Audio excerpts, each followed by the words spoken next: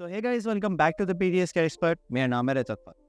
So guys, आज की जो ये वीडियो है ये उन इलेक्ट्रिकल इंजीनियर्स के लिए बहुत इंपॉर्टेंट होने वाला है जो सिस्टम के ऊपर डिजाइनिंग करना चाहते हैं या फिर सीखना चाहते हैं कि how to start a project and how to set up the template for your designing. अगर आप इलेक्ट्रिकल सिस्टम डिजाइन करते हैं और ऑटोकैड के ऊपर काफी समय से काम कर रहे हैं तो आपको बहुत सारे इश्यूज फेस करने पड़ते हैं, लेकिन when it comes to AutoCAD electrical things are very much easier. आप ऑटोकैड इलेक्ट्रिकल के अंदर आप डिजाइनिंग भी कर सकते हैं, प्लस वहाँ पे आप सर्किट लेआउटिंग भी बहुत अच्छे से कर सकते हैं। So in this video we will understand how to start the project, how to choose the template और कैसे आप वहाँ पर अपनी तरफ से ब्लॉक बना सकते हैं, डिटेल्स कैसे अटैच कर सकते हैं, कैसे आप उसमें एट्रीब्यूट्स लगाएंगे, कैसे आप उनके साथ प्रॉपर तरीके से डिजाइन कर सकते हैं, एक प्रॉपर वर्किंग सर्किट डायग्राम आप डिजाइन कर पाएंगे। प्लस साथ ही साथ में after designing the entire system वहाँ पे आप कैसे रिपोर्ट जनरेट करेंगे एट द एंड, ताकि जो भी उसमें इलेक्ट्रिकल सिस्टम डिजाइनिंग हुआ है, क्या उसमें इलेक्ट्रिकल लोड एप्लीकेशन कैसे हुआ है, उन सब का रिपोर्ट भी हम आगे जनरेट करेंगे। ठीक है, तो वो सारी चीज़ें हम इस वीडियो में सीखने वाले हैं और कैसे हम उसमें डिजाइनिंग करेंगे वो भी हम समझने वाले हैं। ठीक है, तो इस वीडियो को लास्ट तक जरूर देखिएगा if you are a complete beginner. अब मैं जानता हूँ आपके मन में क्या आ रहा होगा कि सर चलो ये सब तो चलो ठीक है, लेकिन अगर मुझे ऑटोकैड इलेक्ट्रिकल को इन डेप्थ और सीखना तो वो मैं कहाँ से सीख सकता हूँ। तो देखिए, आपने सही वीडियो पे क्लिक किया है, बिकॉज हम आपके लिए लेके आए हैं ऑटोकैड इलेक्ट्रिकल का एक कंप्लीट फॉर एडवांस कोर्स, जहाँ पे आप ऑटोकैड इलेक्ट्रिकल को इन डेप्थ में सीख सकते हैं, जो कि हमारे पीटीएस कैड एक्सपर्ट एप्लीकेशन पे अवेलेबल है। साथ ही साथ पे आप वेबसाइट पे भी चेकआउट कर सकते हैं, क्योंकि वहाँ पे अगर आप जाएंगे तो आपको लगभग 50+ कोर्सेज मिलेंगे, जहाँ से आप खुद को सीख कर अपग्रेड कर सकते हैं, और सारे कोर्सेज इसी इंडस्ट्री प्रोफेशनल द्वारा डिजाइन किए गए हैं। अगर आप वहाँ पे कोर्सेज सीखते हैं तो आपको प्रैक्टिस के लिए फाइल्स भी मिलेंगी, स्टडी मटेरियल भी मिलेगा, साथ में आपको प्रोजेक्ट्स के एक्सेस भी मिलेंगे, व्हाट्सएप ग्रुप का एक्सेस मिलेगा, साथ ही साथ में आप चैट सेक्शन पे भी एक्सेस कर सकते हैं, साथ में आप लाइव क्लासेस भी देख पाएंगे और आप लाइव भी उनसे क्वेश्चन कर सकते हैं और चैट सेक्शन में भी उनसे सवाल ले सकते हैं। अगर आप कोर्स कंप्लीट कर लेते हैं तो आपको ATC सर्टिफाइड सर्टिफिकेट भी मिलेगा और it will be also ISO certified. तो जरूर चेकआउट करें, link is in the description. So without wasting any time, let's roll the intro and get started.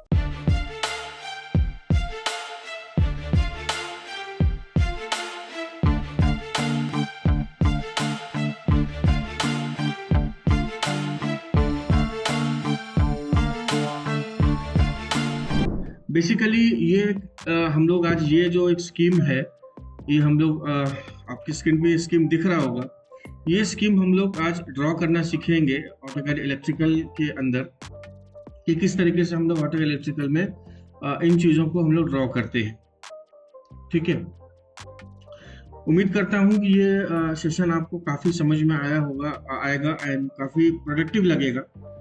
And अगर सेशन के दरमियान अगर आपको कोई भी डाउट आता है तो हम लोग इसको भी कवर कर लेंगे जब हम लोग ये सारा सेशन वगैरह कंप्लीट करेंगे।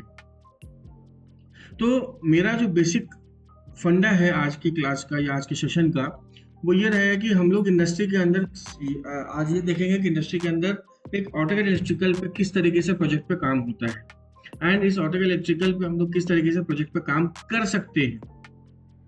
ठीक है, तो चलिए हम लोग इसको स्टार्ट करते हैं।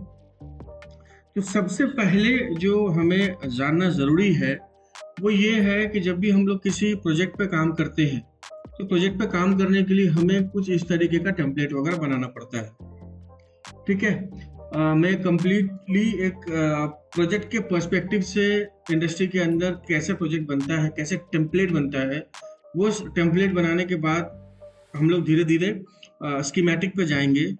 वो आज का हमारा कंप्लीट सेशन रहेगा। तो जब भी हम लोग किसी प्रोजेक्ट पे काम करते हैं तो उस प्रोजेक्ट का कोई ना कोई टेम्पलेट होता है।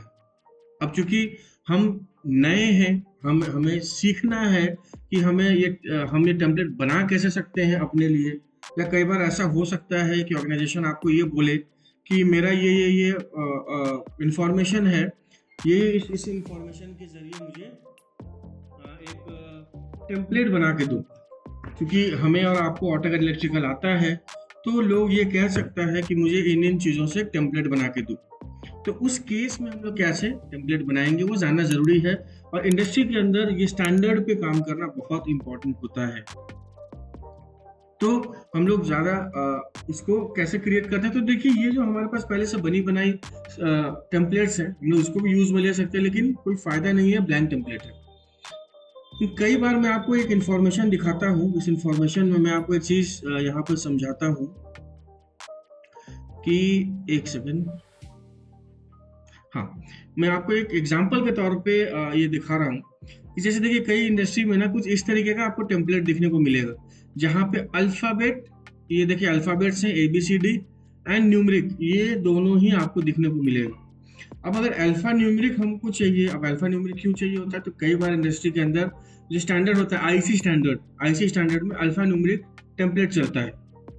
अब यहाँ पे मान लीजिए अगर हम कोई कंपोनेंट प्लेस करते हैं, फॉर एग्जांपल के तौर पे यहाँ पे मैं अगर कोई कंपोनेंट को प्लेस कर रहा हूँ, तो उस कंपोनेंट का जो टैगिंग होगा, जैसे जो कंपोनेंट की हम लोग टैगिंग देखते हैं वो %F%N में होता है, मीन्स फैमिली के साथ साथ नंबर होता है। तो हम लोगों ने ये चीज़ पहले भी कर रखा है, मैं आपको एग्जांपल के तौर पे मैं आपको वापस से दिखा देता हूँ कि कंपोनेंट की मैं जो बात कर रहा हूँ वो क्या होता है। जैसे कंपोनेंट में देंगे तो कंपोनेंट की जो फॉर्मेट होगी, कंपोनेंट की फॉर्मेट कहने का मतलब कि जैसे मान लें कि ये जो कंपोनेंट मैं दे रहा हूँ, तो इस कंपोनेंट का जो नेमिंग होगा, इस कंपोनेंट का जो एड्रेस होगा वो कैसे होता है, CB होता है आपका फैमिली मीन्स %F और क्वेश्चन मार्क की जगह पे आपका %N आएगा। तो ये %N क्या होता है, तो ये %N और कुछ नहीं है, ये %N आपका यही चीज है। तो अब जैसे मान लीजिए यहाँ पे अगर मैं कोई एक ब्रेकर, सर्किट ब्रेकर प्लेस करूंगा, तो ये इस सर्किट ब्रेकर का नेम क्या होगा, CB-D8 या CB-8D, ये भी हम लोग एडजस्ट कर सकते हैं कि D8 चाहिए या 8D चाहिए। ये इंडस्ट्री में बहुत इंपॉर्टेंट है। तो इंडस्ट्री के एस्पेक्ट से या नए टेम्पलेट बनाने के एस्पेक्ट से ये सारा चीज इंपॉर्टेंट होता है।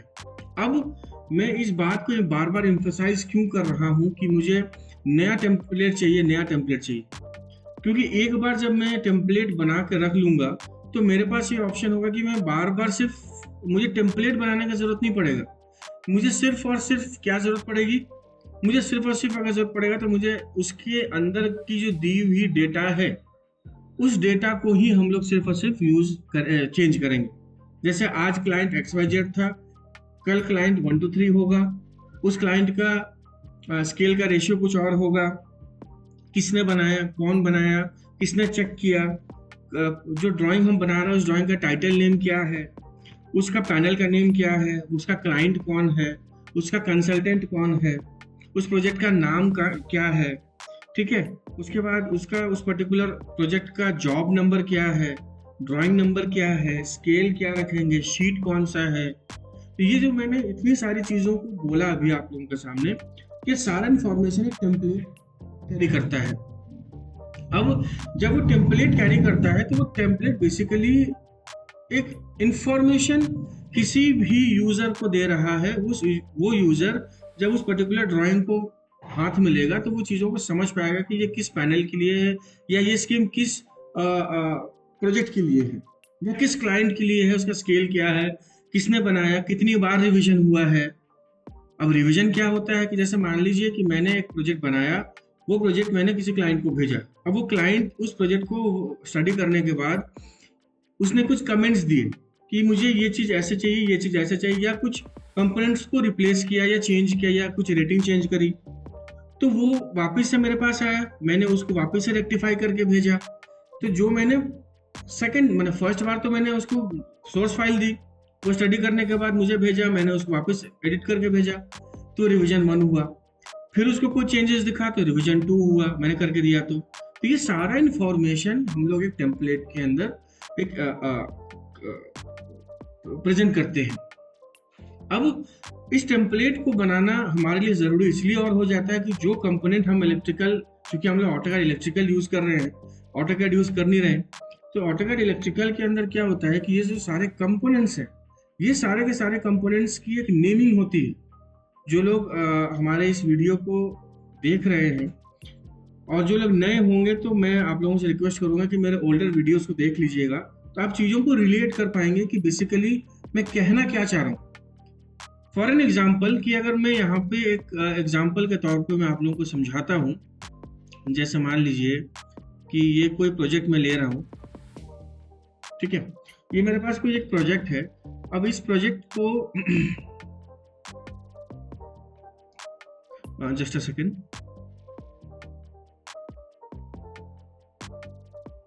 ये हमारे पास कोई एक प्रोजेक्ट है। इस प्रोजेक्ट में जो जो कंपोनेंट्स हमने यूज में लिया है उस कंपोनेंट का कुछ ना कुछ इंफॉर्मेशन है। अब उसी इंफॉर्मेशन के जरिए हम लोग किसी कंपोनेंट को समझ पाते हैं कि वो कंपोनेंट क्या है और वो उस कंपोनेंट का एड्रेस क्या है। जैसे एड्रेस कहने का मतलब ये कहाँ पे लगा हुआ है। अब उसका जरूरत क्यों पड़ता है इंडस्ट्री में कि अगर मैं ये स्कीमेटिक ड्राइंग किसी इरेक्शन कमीशनिंग वाले को दूं, वो ये ड्राइंग लेके जाएगा साइट पे या जब उसको कपलिंग करेगा या मान लीजिए मैं डिजाइन से हूँ या आप लोग डिजाइन से हैं, जब ये सारा डिजाइन एक फ्लोर पे जाएगा बनने के लिए, जहाँ पे कंपोनेंट को असेंबली लाइन पे जब जाएगा ये सारे कंपोनेंट्स असेंबल होने के लिए, तब जो वहाँ पे सुपरवाइजर रहेंगे या जो वहाँ पे फ्लोर पे जो काम करवाएंगे, तो वो कैसे बताएंगे कि यहाँ से वायर निकला और यहाँ को गया। तो टेक्निकली मैं ये यहाँ से निकल के यहाँ को गया ये मैं फिजिकली बता सकता हूँ किसी को, लेकिन जब किसी को रिप्रेजेंट करना है या किसी को बताना है एक टेक्निकल डेटा के फॉर्म्स में या टेक्निकल इंफॉर्मेशन के फॉर्म पे, तो मुझे हर एक चीज को स्पेसिफिक होना पड़ेगा। अब उस चीज को स्पेसिफिक करने के लिए हमारे पास हर कंपोनेंट का एक एड्रेस होता है। अब एड्रेस में जो ऑटोकैड इलेक्ट्रिकल की भाषा में उसको हम लोग टैग बोलते हैं।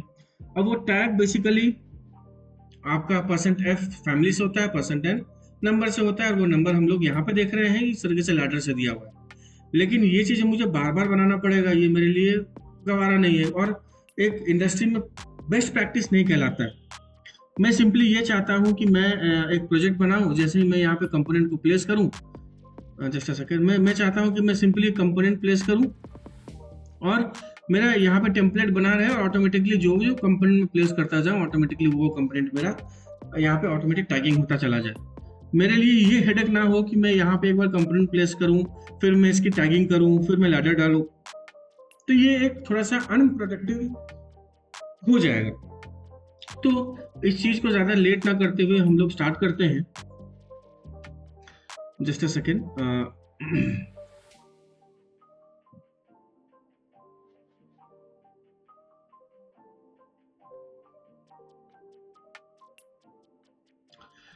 तो जो मैं समझाना चाह रहा था वो ये चीज है कि किसी भी ड्राइंग शीट पे जो हम लोग टेम्पलेट या टाइटल ब्लॉक बनाते हैं उसका ये इंफॉर्मेशन है। इसका मैं आप लोगों को जो PDF है ये नोट्स में आप लोगों को शेयर कर दूंगा, आप इसको कर लेना। और जो लोग नए हैं काइंडली चैनल पे आइए और चैनल को सब्सक्राइब कीजिएगा, तो आपको पता भी चल जाएगा कहाँ क्या है। तो ये सारा चीज हम लोग इसके अंदर देखते हैं।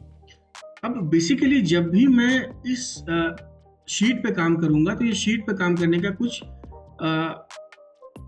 रूल्स है, उस रूल्स को भी हम लोग फॉलो करेंगे, ठीक है। तो अब ये जो टेम्पलेट हम लोग बनाएंगे तो इस आधार पर हम लोग टेम्पलेट बनाएंगे, ठीक है। ये मैं आपको शेयर कर दूंगा। अब देखिए मैं यहाँ से सबसे पहले एक प्रोजेक्ट पे ना क्रिएट करके मैं सबसे पहले सिंपली एक ब्लैंक टेम्पलेट लेता हूँ, ठीक है। यहाँ पे हमने ब्लैंक टेम्पलेट लिया और मैं यहाँ पे एक रेक्टेंगल क्रिएट करता हूँ। और अगर मुझे देखो सबसे पहले ये समझो कि मुझे बेसिकली जो ज़्यादातर फ्रिक्वेंट यूज में आता है वो होता है पेपर साइज A4, फिर होता है A3, फिर होता है A2, फिर होता है A1, फिर होता है A0। ये सारे हमारे पास पेपर साइजेस हैं। तो इन सारे पेपर साइजेस के हमारे पास साइजेस क्या क्या होते हैं कि A4 का जो पेपर है उस पेपर का साइज क्या होगा, तो ये होता है 297 इंटू 210 और वाइस वर्सा ना लिख के 210 इंटू 297, ठीक है। अगर 297 210 दीजिएगा तो ऐसा बनेगा, 210 297 दीजिएगा तो ऐसा बनेगा। अब देखिए दोनों में डिफरेंस क्या होता है। देखो मैं यहाँ से रेक्टेंगल लेता हूँ और मैं यहाँ पे डायमेंशन पे आता हूँ और डायमेंशन में मैं 297 इंटू 210। अब ये मैंने बना तो दिया, अब ये मेरा mm में है कि इंचेस में कैसे पता करें, तो UN एंटर करके हम लोगों ने बताया था ना, ये तो mm में है, तो मेरा ये वर्क स्पेस भी mm में है और इसके अंदर जो भी हम लोग ऑब्जेक्ट को इंसर्ट करेंगे वो भी हमारा mm में होगा। अब मैं एक रेक्टेंगल ड्रॉ करता हूँ जिसका डायमेंशन होगा 297 इंटू 210 mm। ये देखिए मेरा ये वर्कस्पेस बन गया। अगर मैं यहाँ पे रेक्टेंगल एक वापस ड्रॉ करता हूँ और अगर मैं डायमेंशन यहाँ पे 210 इंटू 297 करूंगा तो बेसिकली लैंडस्केप एंड पोर्ट्रेट का कंसेप्ट है। तो हम लोग इस तरीके से अगर मुझे ऐसा चाहिए तो ऐसा ले लेंगे, अगर मुझे ऐसा चाहिए तो ऐसा ले लेंगे। तो फिलहाल हम लोग इस वाले चीज से आगे बढ़ते हैं। और कभी भी अगर आप लोग ये डायमेंशन भूल जाओ कि भाई A4 साइज का क्या, A4 पेपर का क्या साइज होता है, तो कुछ नहीं करना, सिंपली कंट्रोल P प्रेस करना और यहाँ पे आएंगे प्लॉटर पे। तो यहाँ पे आपको दिखेगा पेपर साइज, यहाँ पे दिख रहा है A4 का देखो 210 297, या A4 का ISO में ऐसे लगो 297 210। A3 इसका दुगना होता है, A4 का दुगना। देखो अगर 297 वाले साइड से हम लोग बनाएंगे तो देखो 210 का दुगना 420। तो देखो A3 का क्या हो जाएगा, यहाँ पे 297 इंटू 420, ठीक है, और वाइस वर्सा, ठीक है। अब देखो यहाँ पे A3 A4 हो गया, A3 हो गया। अब देखो हो गया ना A3। अब देखो A2 क्या होगा, दोनों ही साइड घूम डबल हो जाएगा। अब देखो 420 594। अब देखो इसका दुगना 297 का 594, ये देखो A2 594 इंटू 420, ये देखो ये हो जाएगा आपका 594 इंटू 420, ठीक है। तो इस तरीके से हम लोग को अगर इसका दुगना करते हुए चल जाएंगे तो हमारे पास A1 एंड A0 भी पेपर साइज मिल जाएगा। तो इस तरीके से आप अपना पेपर साइज वगैरह यहाँ से सेलेक्ट कर सकते हो, जिस भी पेपर साइज का आपको बनाना है। अब ये मेरा सबसे पहले ये एक हमारे पास एक मैंने रेक्टेंगल ड्रॉ कर लिया, ठीक। अब जब मैंने रेक्टेंगल ड्रॉ किया, सबसे पहले हम लोग एक आउटर बाउंड्री बनाएंगे, 20 mm का ऑफसेट ले लिया, ठीक।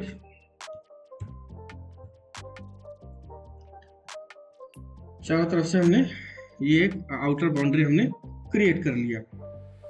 अब आपको अपने अकॉर्डिंग ये साइज आपको जैसे भी रखना है, आप अपने अकॉर्डिंग। कई बार क्या होता है कि इंडस्ट्री के अंदर 10-10 mm का भी ऑफसेट रखते हैं। आप अपने अकॉर्डिंग जो टेम्पलेट आपको बनाना है वो आप ले सकते हैं।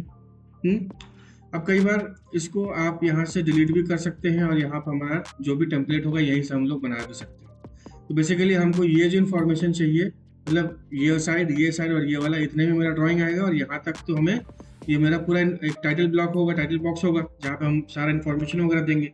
कई इंडस्ट्री में यहाँ पे टाइटल ब्लॉक होता है, तो वो हम लोग अपने अकॉर्डिंग चेंज कर सकते हैं। तो मैं यहाँ पे क्या बोलते हैं, यहाँ पे मैं अपने अकॉर्डिंग बनाऊंगा मेरा जो टाइटल ब्लॉक है, ये इन्फॉर्मेशन जो हम लोग को देना है, ठीक है।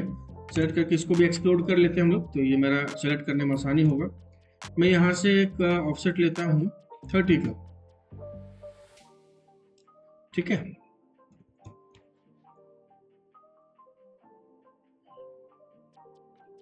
तो कुछ इस तरीके से हम लोग ये ले लिया।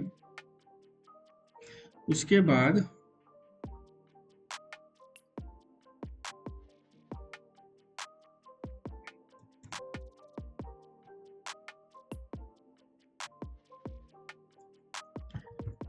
से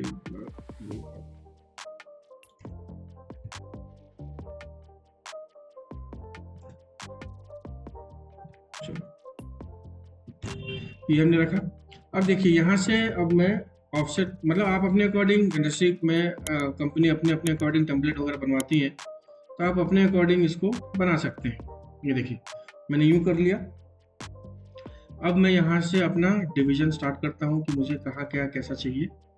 मुझे यहाँ पे ये चाहिए, फिर एक और हम लोग कॉपी कर लेते हैं, यहाँ तक मुझे ये चाहिए, यहाँ पे कंपनी का आ गया।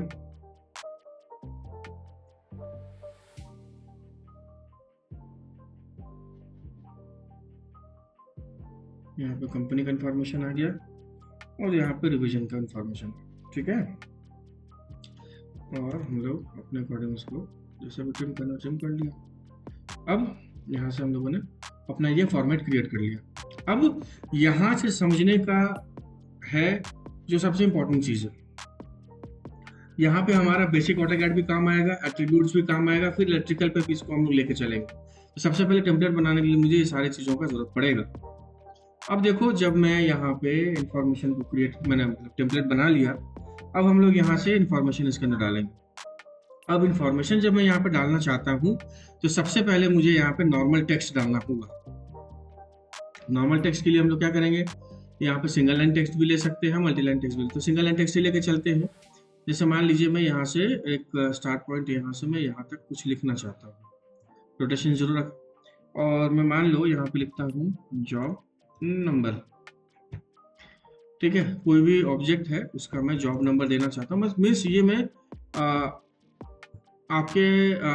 मैं मेरे अकॉर्डिंग बना रहा हूँ, आप अपने अकॉर्डिंग भी इसको, जो भी आपको यहाँ पे आइडेंटिफायर देना है, जो भी आपको यहाँ पे इंफॉर्मेशन देना है, वो आप यहाँ पे दे सकते हो। और हो सकता है कि कई इंडस्ट्री के अंदर ये जो हम लोग स्टाइल यूज कर रहे हैं, जो टेक्स्ट का स्टाइल है, वो टेक्स्ट स्टाइल भी कई जगह एक स्टैंडर्ड चलता हुआ, जहाँ पे एरियल चलता है, कहीं पे कुछ और स्टाइल चलता हो, तो वो भी हम लोग ले सकते हैं। टाइम्स, कहीं पे टाइम्स चलता हो, तो वो भी हम लोग अपने अकॉर्डिंग सेटिंग्स में जाके चेंज कर सकते हैं।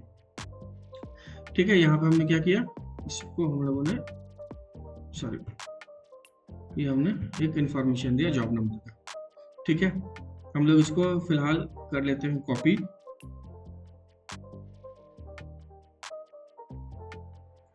ठीक है, ये हो जाएगा हमारा ड्राइंग नंबर। ठीक है, और ये हो जाएगा हमारा शीट नंबर। ठीक है, उसके बाद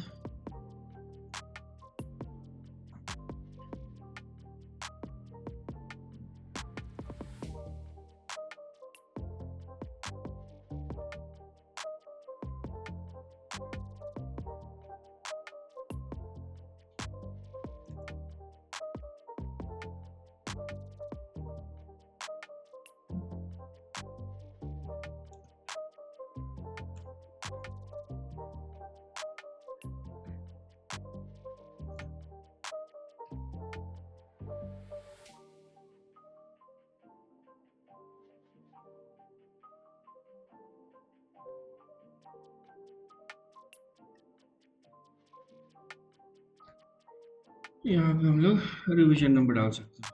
ठीक है, ये हो गया। अब यहाँ पे हम लोग प्रोजेक्ट का इंफॉर्मेशन डालेंगे। जैसे मान लो कि मैं यहाँ से कॉपी करता हूँ इसको, और ये होगा हमारा, मान लो, टाइटल। ठीक है, और हम लोग इसको कॉपी करते हैं, यहाँ से इसको डाल दिए और इसको डाल दिए। ये हम लोग रखेंगे टाइटल। ठीक है, उसके बाद हम लोग इसको कर देंगे प्रोजेक्ट का नेम। उसके बाद हम लोग इसको कर देंगे अगर कोई क्लाइंट है या कंसल्टेंट है। ठीक है, उसके बाद मान लीजिए यहाँ पे अगर आपके पास कंपनी का कुछ लोगो है, तो लोगो इसको बड़ा करके लोगो डाल सकते हैं।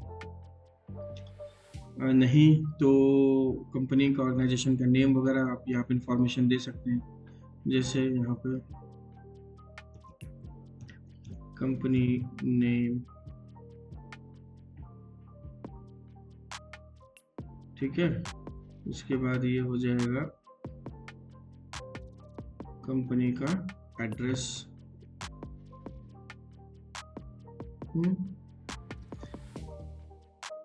अभी ये थोड़ा सा हमको, बस मुझे यही दोनों चाहिए, तो हम लोग क्या करेंगे, इसको यहाँ से बीच में ट्रिम कर दिया, और एक लाइन हम लोग इन दोनों के बीच में डाल दिए। यहाँ से हम लोगों ने कंपनी नेम ये ले लिया, एंड यहाँ से हम लोग कंपनी का एड्रेस डाल दिए। ठीक है, उसके बाद हम लोग यहाँ पे इंफॉर्मेशन और क्या दे सकते हैं, ये रहा हमारा नेक्स्ट इंफॉर्मेशन,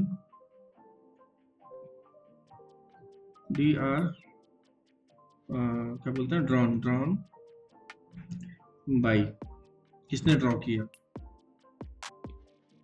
फिर कॉपी करके हम लोग यहाँ यहाँ ड्रॉन बाय, फिर चेक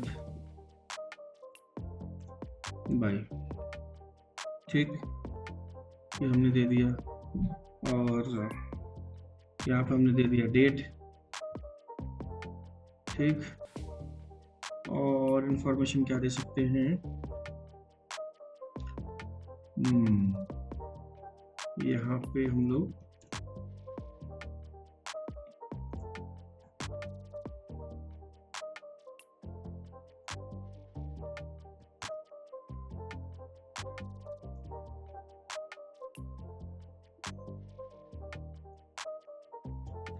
इसको रोटेट कर देते हैं ऐसे, और हम लोग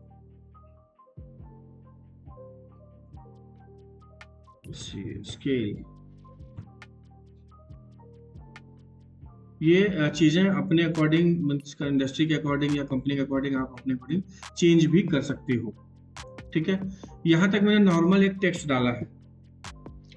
अब मान लीजिए कि मैं इसको थोड़ा सा सेलेक्ट करके एक बार में अगर सेम ऑब्जेक्ट सेलेक्ट करना है, select right click and select similar, ठीक है। और मैं इसको स्केल करके थोड़ा सा छोटा कर दूंगा, सेलेक्ट सिमिलर, स्केल 0.8, छोड़ो बाहर निकल जा रहा है। तो हम लोग अब इस पे नॉर्मल टेक्स्ट डाल दिया। अब नॉर्मल टेक्स्ट डालने के बाद अब हम लोग डालेंगे यहाँ से एट्रीब्यूट्स, जिसका शॉर्टकट होता है ATT एंटर। यहाँ पे सबसे पहले जो जो एट्रीब्यूट आपको डालना है वो एट्रीब्यूट आप यहाँ पे डाल दिया। जैसे मान लीजिए मुझे स्केल डालना है, CALE, स्केल हमने डाल दिया। एंड हमने यहाँ से अब देखो इस टेक्स्ट का जो साइज है वो है हमारा, अब जो चूंकि हम लोगों ने यहाँ पे सिंगल लाइन टेक्स्ट यूज में लिया है, तो इसका प्रॉपर्टी चेक करने के लिए हम लोग सेलेक्ट राइट क्लिक एंड यहाँ से प्रॉपर्टीज पे जाएंगे। प्रॉपर्टीज पे जाने के बाद देखो यहाँ पे टेक्स्ट की हाइट कितनी है, 2.9 के आसपास है। तो अब जो हम लोग एट्रीब्यूट लेंगे ATT एंटर, तो हम लोग यहाँ पे भी टेक्स्ट का जो हाइट है वो भी हम लोग 2.5 ही रख लो, काफी है। और यहाँ पे हम लोग स्केल लिखेंगे CAL, ठीक है। सिंपली हम लोग इस स्केल को लिए और यहाँ पे हम लोगों ने इसको प्लेस किया एंड इसको रोटेट कर देते हैं, क्योंकि ये ऐसा था। इसको भी हम लोग ऐसे रोटेट करके एंड अपने अकॉर्डिंग इसको थोड़ा सा प्लेस कर देते हैं जिससे कि ये अच्छा दिखे, ये ठीक है। एक बार और एट्रीब्यूट लेते हैं DRAWN एंड देखो ड्रॉन के बाद जैसे स्पेस देके मैं बाइक करूंगा और ओके करूंगा तो यहाँ पे एक एरर मैसेज शो करेगा। वो कहेगा कि हम लोग टैग के अंदर किसी तरीके का स्पेसेस नहीं ले सकते। तो अगर आपको देना है तो ड्रॉन अंडरस्कोर बाइक भी अंडरस्कोर ले सकते हो, अंडरस्कोर एंड ओके करोगे। अच्छा स्पेस ले रखा है, ड्रॉन अंडरस्कोर बाइक, मैं यहाँ पे इसको ओके करता हूँ एंड मैं यहाँ पे सिंपली इसको प्लेस कर देता हूँ। और इसी एट्रीब्यूट को अब हम लोग कॉपी करते हैं और कॉपी करने के बाद हम लोग यहाँ पे प्लेस कर देते हैं इसके लिए, और यहाँ पे प्लेस करते हैं, एक यहाँ, जहां जहां जरूरत है मेरा एट्रीब्यूट्स का वहां वहां हम लोग इस सब को प्लेस कर देंगे,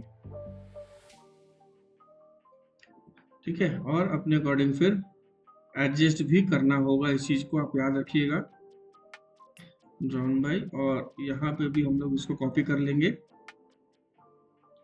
कुछ कंपनी का नाम ये रहेगा एंड ये रहेगा, ठीक है। अब हुआ क्या कि मैंने यहाँ से एक एट्रीब्यूट तो हमने डाल दिया, ठीक है। अब एट्रीब्यूट डाल देने के बाद अब हम लोग यहाँ से इंफॉर्मेशन समझेंगे कि किस तरीके से हम लोगों को इंफॉर्मेशन आगे देना है। अब यहां से मुझे चीजों को समझना पड़ेगा, वो क्या है। अब देखो जो टेम्पलेट हम लोग बना रहे हैं, अब मुझे यहाँ पे ना वो अल्फा न्यूमेरिक वाला लैडर्स इंसर्ट करना है। अब हम लोग अभी तक हम लोग सिर्फ और सिर्फ कैड पे काम कर रहे थे, अब स्विच करते हैं इलेक्ट्रिकल पे। तो यहाँ पे मुझे लैडर वगैरह पे काम करना है। तो लैडर वगैरह पे काम कैसे करेंगे, तो इंसर्ट लैडर का ऑप्शन आता था तो सिंपल एक लैडर आ रहा था, और यहाँ पे XY ग्रिड सेटअप पे जाएंगे हम लोग। अब XY ग्रिड सेटअप पे जा रहे हैं तो ये कह रहा है कि this drawing is not configured for XY grid. तो इसका एक इन्फॉर्मेशन मैं बताता हूँ कि ये जो सेटअप, ये जो वर्कस्पेस है, ये XY ग्रिड के लिए अभी एक्सेसिबल नहीं है। तो क्या करना होगा मुझे, मैं वो बता रहा हूँ अभी आपको। तो अब चूंकि इलेक्ट्रिकल में इंसर्ट कर रहे हैं तो ये ड्राइंग कहीं सेव है नहीं, तो इस ड्राइंग को मुझे सेव करना पड़ेगा सबसे पहले। तो इस ड्राइंग को सेव करने के लिए मुझे क्या करना होगा, सिंपली Ctrl+S प्रेस करेंगे, ठीक है। एंड डेस्कटॉप पे मैं इसको मान लो कि अभी फिलहाल मैं किसी XYZ नाम से 1 2 3 4 के नाम से सेव कर रहा हूँ डेस्कटॉप पे, ठीक है। ये सेव हो गया। अब जब ये सेव हो गया है तो मैं इसके अब मुझे सबसे पहले ये जो ड्राइंग है इसके ड्राइंग के प्रॉपर्टीज में जाना होगा। तो उसके लिए मैं मैनेजर पे जाऊंगा। तो चूंकि मैंने अभी तक कोई प्रोजेक्ट बनाया नहीं है तो मैं यहाँ से एक नया प्रोजेक्ट ले लूँगा, एंड इस प्रोजेक्ट का नाम मान लो PTS CAD टेम्पलेट में बना रहा हूँ, ठीक है। और मैं प्रोजेक्ट ले रहा हूँ, ये प्रोजेक्ट हो गया, और ये मैं डेस्कटॉप पे सेव करना चाहता हूँ, एंड सिंपली मैं ओके कर देता हूँ। थोड़ा सा टाइम लगेगा, ये देखो ये आ गया। और इसी में मैं अब जो ये ड्राइंग मैंने बनाया है इस ड्राइंग को मैं ऐड करता हूँ एक बार। तो डेस्कटॉप पे देखो 1 2 3 4 के नाम से सेव था ये वाला, मैं इसको सिंपली ऐड कर देता हूँ इसमें और यस कर देता हूँ। तो जब भी मैंने इस प्रोजेक्ट को बनाया, उस प्रोजेक्ट को बनाने के बाद मैंने इस ड्राइंग को पहले ऐड किया, एंड इसको एक बार रिफ्रेश कर देते हैं। देखो ये इसके अंदर मेरा ये ऐड है। अब मैं इस पर जाऊँगा, राइट क्लिक करूँगा, प्रॉपर्टीज में जाके ड्राइंग प्रॉपर्टीज, ड्राइंग फॉर्मेट में जाऊँगा तो देखो यहाँ से by default reference number activate है। तो मुझे यहाँ से XY ग्रिड को एक्टिवेट करना होगा। इस XY ग्रिड को मैंने एक्टिवेट किया और सिंपली यहाँ से ओके कर दिया, ठीक है। अब मैंने XY ग्रिड को वहाँ से एक्टिवेट किया, यहाँ से ओके कर दिया। अब मैं यहाँ पे जाऊँगा, यहाँ पे देखो XY ग्रिड सेटअप पे आऊँगा, सिंपली XY ग्रिड सेटअप लिया, और यहाँ पे बोलता है कि आपको जो ओरिजिन सेट करना है उस ओरिजिन को आपको सेट करना पड़ेगा। तो ओरिजिन सेट करने से जस्ट थोड़ा सा पहले आप एक काम करना कि यहाँ पे इसका डायमेंशन मेजर कर लेना, यहाँ से लेके यहाँ तक का। ये है 227, और मुझे जो अल्फा न्यूमेरिक चाहिए मुझे यहाँ से लेके यहीं तक चाहिए, ये है 170 और ये है 227, ठीक है। अब मैं यहाँ से काम करता हूँ, कहा गया स्कीमेटिक में, मैं यहाँ से XY ग्रिड पे आता हूँ और यहाँ से ओरिजिन के लिए मैं यहाँ से पिक पॉइंट ये वाला लूंगा, तो ऑटोमेटिकली इसका कोऑर्डिनेट आ गया। अब देखो यहाँ से समझो, ये स्पेसिंग है, मींस पहला लेटर के बाद एक सेपरेटर पहले सेपरेटर से दूसरे सेपरेटर के बीच का गैप कितना होना चाहिए, तो 2 है। तो अगर मैं 2 रखूंगा तो मेरे लिए बहुत मतलब छोटा हो जाएगा। तो मेरा जो ये है ये 227 है, मैं चाहता हूं कि यहाँ पे 10 मेरा अल्फा न्यूमेरिक में डिवाइड हो जाए, 10 इक्वल हाफ में डिवाइड हो जाए। तो मैं क्या करता हूँ, दोबारा से एक पिक पॉइंट लेता हूँ यहाँ से, और मैं यहाँ पे स्पेसिंग रखता हूँ, मान लो 10 रखता हूँ हॉरिजॉन्टल में भी और 10 रखता हूँ वर्टिकल में भी, ठीक है। तो स्पेसिंग मतलब हर सेपरेटर के बीच में 10 का स्पेसिंग हो, चलिए ठीक है। उसके बाद ये जो XY जो फॉर्मेट है, इस XY फॉर्मेट में आपको हॉरिजॉन्टल वर्टिकल रखना है या वर्टिकल हॉरिजॉन्टल रखना है, ये कंप्लीटली यूजर के ऊपर है। याद है अभी इससे पहले मैंने आपको दिखाया था, यहाँ पे 1 2 3 4 लिखा हुआ था, यहाँ पे ABCD लिखा हुआ था। तो मैंने आप लोगों को बोला था कि जैसे CB8A चाहिए या CBA8 चाहिए, ये हम लोग यहाँ से कर सकते हैं। अगर हॉरिजॉन्टल वर्टिकल लेंगे तो हॉरिजॉन्टल में हमको क्या रखना है, अल्फाबेट रखना है, और वर्टिकल में हमको क्या रखना है। फिर भी अगर हॉरिजॉन्टल वर्टिकल में आपने रखा है, वर्टिकल हॉरिजॉन्टल करेंगे तो पहले वर्टिकल आएगा, मीन्स 1A आएगा किसी कंपोनेंट के नंबर पे। अगर हॉरिजॉन्टल वर्टिकल करेंगे तो हमारे पास आएगा A1, ठीक है। हॉरिजॉन्टल में मुझे A रखना है, वर्टिकल में मुझे जो भी आप रखो, वर्टिकल हॉरिजॉन्टल लेना है, हॉरिजॉन्टल जो भी आप लेना चाहो यहाँ से हम लोग ले सकते हैं, ठीक है। सेपरेटर आपको ये सेपरेटर से सेपरेट करेगा। नेक्स्ट ऑप्शन आता है insert XY grid level, insert XY grid level, ठीक है। ये मैंने इंसर्ट XY ग्रिड लेवल को एक्टिवेट, मीन्स जो मैं यहाँ पे सेटिंग कर रहा हूँ वो मुझे इसके अंदर इंसर्ट करना है या नहीं करना, यहाँ से एक्टिवेट करोगे। अब ये कह रहा है कि हॉरिजॉन्टल काउंट कितना होना चाहिए, मीन्स ABCD कितना होना चाहिए। तो देखिए यहाँ से 227 था, तो मैंने हर एक लेटर के बीच में, हर एक सेपरेटर के बीच में 277 था, मैंने 10 डिस्टेंस डाला है, तो ये मेरा ऑलमोस्ट 27 डिजिट आएगा, तो बहुत ज़्यादा हो जा रहा है। तो मैं क्या करता हूँ, यहाँ से मैं इसकी स्पेसिंग बढ़ा के 20 कर देता हूँ, यहाँ से भी 20 कर देता हूँ। अब देखो, तो ये कितना कितना काउंट चाहिए मुझे, ये मतलब मैं डिवाइड करके भी, या तो काउंट डिवाइड कर लो या स्पेसिंग डिवाइड कर लो। स्पेसिंग से डिवाइड करोगे तो थोड़ा सा अच्छा दिखेगा। तो मैं यहाँ से एक काम करता हूँ, 277 डिवाइडेड बाई 20 करता हूँ। तो देखो 13-14 के आसपास मेरा लेटर आएगा, यहाँ से लेके यहाँ तक। तो ठीक है, मैं एक बार करके देखता हूँ, नहीं होगा तो हम लोग उसको तो दोबारा चेंज कर लेंगे। तो यहाँ पे हमने 20 दिया, तो यहाँ पे मैं 12 डाल देता हूँ, और चूंकि ये 170 है, तो यहाँ पे भी हम लोग कैलकुलेटर में 170 डिवाइडेड बाई 20 है ना, सॉरी 170 डिवाइडेड बाई 20, तो ये 9 के 8.5 आ रहा है, तो 9 के आसपास हम लोग यहाँ भी दे सकते हैं। तो यहाँ पे हम लोग दोनों में काम करते हैं, 10-10 डाल देते हैं, या आपको कन्फ्यूजन ना हो तो मैं 10 यहाँ पे और यहाँ पे भी 9, अगर 10 डालूंगा तो यहाँ पे आ जाएगा फिर, तो यहाँ पे भी 8 कर लेते हैं। सिंपली मैंने ओके कर दिया, तो देखो मेरा यहाँ पे एग्जैक्ट इंसर्ट होके आ गया। अब देखो यहाँ पे एली तक ही हम लोग 1-2 और ले सकते थे, तो नेक्स्ट टाइम कभी करोगे तो हम लोग उसको भी डाल सकते हैं, और ये डायमेंशन मेरा काम का नहीं है, हम हटा देते हैं, ठीक है। और अगर स्पेसिंग बढ़ा दोगे तो एग्जैक्ट आ जाएगा। तो इस तरीके से हम लोग कंपोनेंट को उसके अंदर लैडर्स को इसके अंदर प्लेस करेंगे। चलो एक बार हम लोग काम ही कर लेते हैं ना, इसको थोड़ा सा हम लोग और अच्छे से एडजस्ट कर ही लेते हैं। ये पिक पॉइंट था, एंड ये था स्पेसिंग हम लोग थोड़ा सा बढ़ा देते हैं, ठीक है। और कैलकुलेटर ओपन करते हैं, तो ये है 277 डिवाइडेड बाई 25, 11 के आसपास, तो ये हम लोग डालेंगे यहाँ पे 12, एंड ये है हमारे पास 170, तो 170 डिवाइडेड बाई 25, तो ये 6.8, ये 6 ही डाल देते हैं, चलेगा। मैं सिंपली ओके करता हूँ, देखो थोड़ा सा बाहर आ गया ना। अब जैसे मान लो ये बाहर चला गया, तो परेशान होने की जरूरत नहीं है, इसको सेलेक्ट करके डिलीट कर देना। लेकिन अगर कंपोनेंट अगर आप लोगों ने यहाँ प्लेस किया तो वो फिर उसको भी लेगा वो, अगर हम लोग कंपोनेंट वहाँ प्लेस करना भी नहीं है। तो देखो कुछ मेरा इस तरीके से आ चुका है, बन गया मेरा।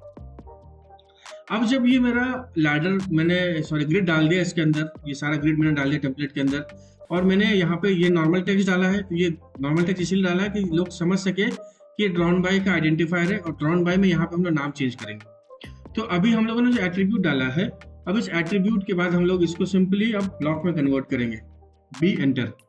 अब मान लो मैं बी एंटर करके TE टेम्पलेट के नाम से मैं एक ब्लॉक बना रहा हूँ। पिक पॉइंट जब भी इंसर्ट करूंगा तो इस पिक पॉइंट्स आना चाहिए। ऑब्जेक्ट को मैं पूरे ऑब्जेक्ट को सेलेक्ट करता हूँ, अब एंटर प्रेस करता हूँ। एंटर प्रेस करने के बाद मैं सिंपली यहाँ से ओके कर देता हूँ, ठीक है। ओके प्लेस किया, W एंटर करके इसको हम लोग एज अ ब्लॉक सेव करेंगे, एंड यहाँ से हम लोग टेम्पलेट लिया। इसको आपको जहां पे भी अब सेव करना है वो पाथ आप ले लीजिए, एंड इसको आप यहाँ से .dwg ना करके .dwt भी कर सकते हैं। यहाँ पे .dwt नहीं आएगा इसमें, ठीक है।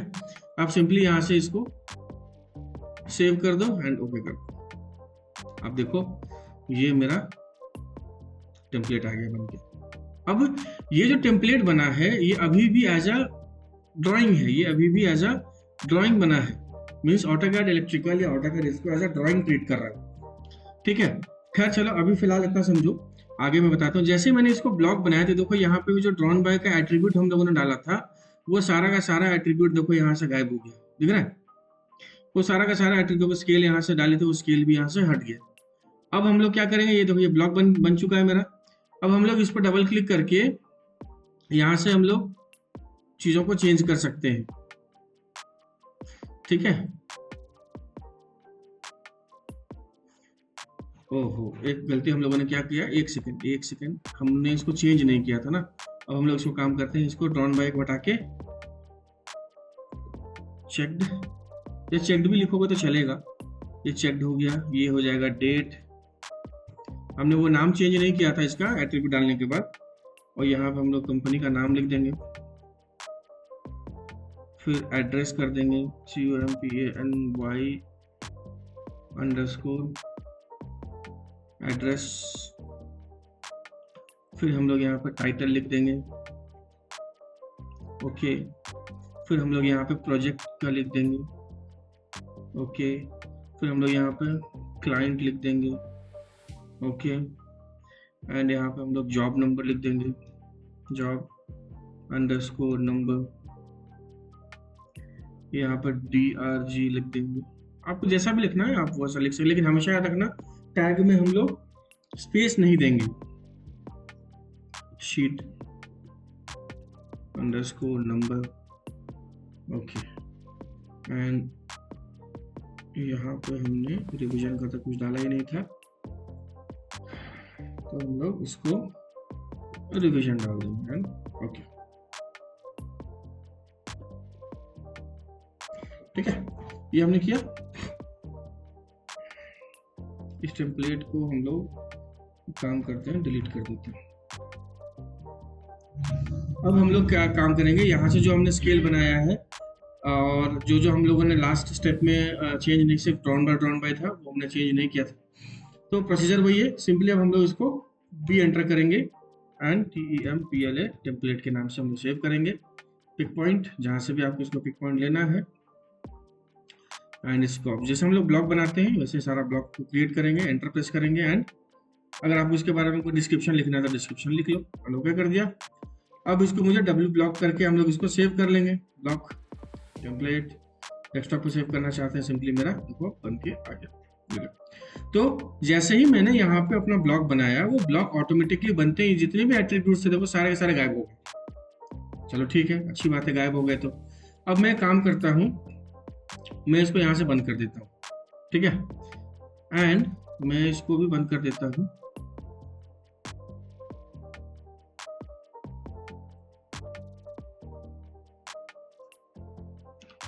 और मैं अब इस ड्राइंग को ओपन करता हूँ,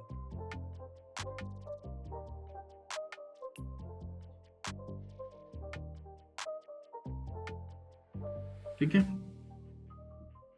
ये देखो, क्योंकि ये 1 2 3 4 जो मैंने बनाया था ये वो ड्राइंग है और ये ब्लॉक है, ठीक है।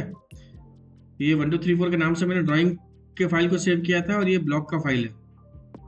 अब हुआ क्या कि मैं इसको होम इस पे जाके सेव एज कर सकता हूँ एज अ टेम्पलेट। अगर आप सेव एज करके टेम्पलेट रखना चाहते हो तो बहुत अच्छी बात है, नहीं तो ड्राइंग फाइल में भी रख सकते हो। जैसे देखो यहाँ पे मैं सेव एज टेम्पलेट करूँगा। जैसे ही मैं सेव एज टेम्पलेट करता हूँ तो देखो ये बाय डिफॉल्ट टेम्पलेट का पाथ है ना, जहाँ पे हम लोग टेम्पलेट लेते हैं, ब्लैंक टेम्पलेट, ये मैंने आपको स्टार्टिंग से पहले बताया था। अगर आपको इसी पाथ पे सेव करना है तो बाय डिफॉल्ट वो पाथ ले लेगा, नहीं तो आपको जिस भी डायरेक्टरी पे सेव करना है आप इजिली सेव कर सकते हो। तो जब भी इंसर्ट कराओगे वो एज अ टेम्पलेट इंसर्ट होगा, ठीक है। मैं डेस्कटॉप पे सेव करना चाहता हूँ TEMPLA के नाम से, ठीक है। .dwt देखो यहाँ पे सेव होके आ जाएगा, डेस्कटॉप में सेव कर दिया। चलो ठीक है। इसका डिस्क्रिप्शन अगर आप कुछ लिखना चाहते हो तो यहाँ पे आप लिख सकते हो, नहीं लिखना मैं यहाँ से ओके कर दिया। अब देखो यहाँ से मैंने टेम्पलेट वगैरह सारा कुछ बना कर रेडी कर लिया कंपनी के हिसाब से। अब देखो यहाँ से मेरे पास डॉन बाय कंपनी ये सब आने लगा। अब मुझे यहाँ पे चेंज करना है, सबसे पहले स्केल मान लो यहाँ पे मुझे चेंज करना है, ठीक है। मैं क्या करूँगा, अब देखो यहाँ पे मेरा ड्राइंग ओपन है, ठीक है। अब मैं इसको बंद करता हूँ एक बार, एंड जो मेरा ये टेम्पलेट था मैं इस टेम्पलेट को, अरे सॉरी,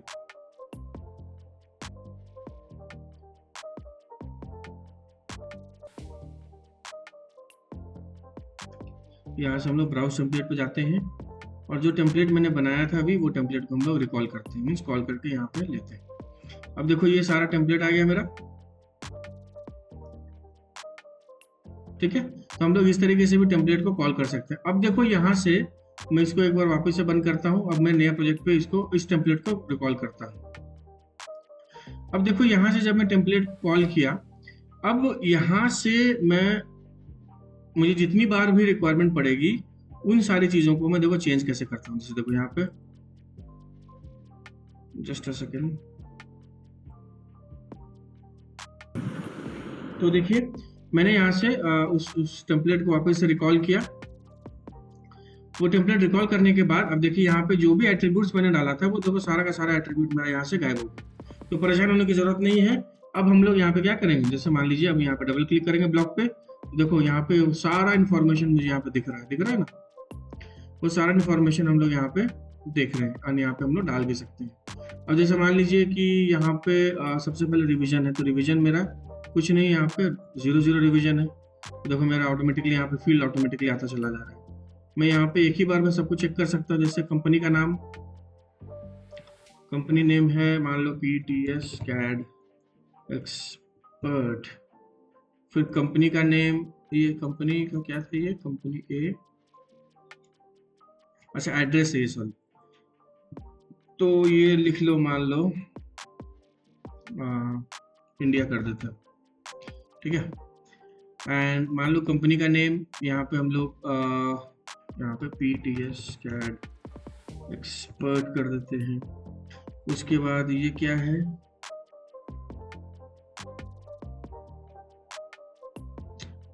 ये रिवीजन था ना, तो ये रिवीजन हमारा 0 हो गया। ये कंपनी नेम हो जाएगा PTS CAD एक्सपर्ट। उसके बाद शीट नंबर होगा 1 ऑफ जो भी है। मान लो अगर 10 शीट बना तो मुझे वापस चेंज करना होगा, फिलहाल 1 ऑफ 1 ही है। उसके बाद ये ड्राइंग नंबर कितना होगा, 01। उसके बाद क्या है, जॉब नंबर है, मान लो जॉब नंबर कंपनी के हिसाब से चेंज होता है, 1 2 3 4 5। फिर क्लाइंट कौन है, मान लो क्लाइंट है कोई कंसल्टेंट है, मान लो ABC इंफ्रा, कोई कंपनी है, ठीक है, एग्जांपल के तौर पर। फिर प्रोजेक्ट क्या है, मान लो प्रोजेक्ट है मोटर कंट्रोल पैनल बना रहे हैं हम लोग, मान लो, ठीक है। अब ये टाइटल क्या बना रहे हैं हम लोग, टाइटल मान लो स्कीमेटिक डायग्राम या सिंगल लाइन डायग्राम, जो भी आप बना रहे हैं, ठीक है। SCHEMATIC स्कीमेटिक DIAG, आप यहाँ पे स्कीमेटिक डायग्राम लिख सकते हैं, सिंगल लाइन डायग्राम लिख सकते हैं, जो आप बना रहे हैं। स्कीम बना रहे हैं तो स्कीम लिखिएगा, सिंगल लाइन डायग्राम बना रहे हैं सिंगल लाइन लिखिएगा, पैनल बना रहे हैं तो पैनल लिखिएगा, अगर आप GA बना रहे हैं तो GA लिखिएगा, ठीक है। उसके बाद क्या है भैया, टाइटल आ गया। डेट, जैसे मान लो डेट आज का डालना चाहते हैं, 03/04/2024। फिर चेक्ड बाई मान लो, ठीक है, मैं मेरा नाम डाल देता हूँ। ड्रॉन बाई मान लो कोई एक स्टूडेंट है या कोई क्लाइंट है, मान लीजिए रवि नाम का कोई स्टूडेंट है, उन्होंने बनाया है ये। और ये स्केल मान लीजिए, अगर स्केल है तो डालिएगा, नहीं तो NTS का मतलब होता है नॉट टू स्केल, ठीक है। कई इंडस्ट्री में NTS लिखा रहेगा तो परेशान नहीं हो जाना, NTS का मतलब होता है नॉट टू स्केल, ठीक है। मैं इसे अब सिंपली ओके कर देता हूँ। देखो ये सारा इन्फॉर्मेशन मेरे यहाँ पे फिल हो गया है। अब अगर मान लो ये थोड़ा सा बाहर जा रहा है तो परेशान होने की जरूरत नहीं है। आप इसको एडिट करना चाहते हो, देखो ये एडिट हो नहीं रहा है, सेलेक्ट करके राइट क्लिक करना एंड यहाँ पे ब्लॉक एडिटर पे ओपन कर लेना। ब्लॉक एडिटर पर जैसे ही ओपन करोगे, अब जैसे थोड़ा सा बाहर जा रहा था तो मैं सेलेक्ट करके इसको मूव कर देता हूँ यहाँ से, एंड थोड़ा सा ऐसे करेगा, close block editor and save changes. देखो मेरा चेंजेस हो गया, अभी और भी लेके आना पड़ेगा।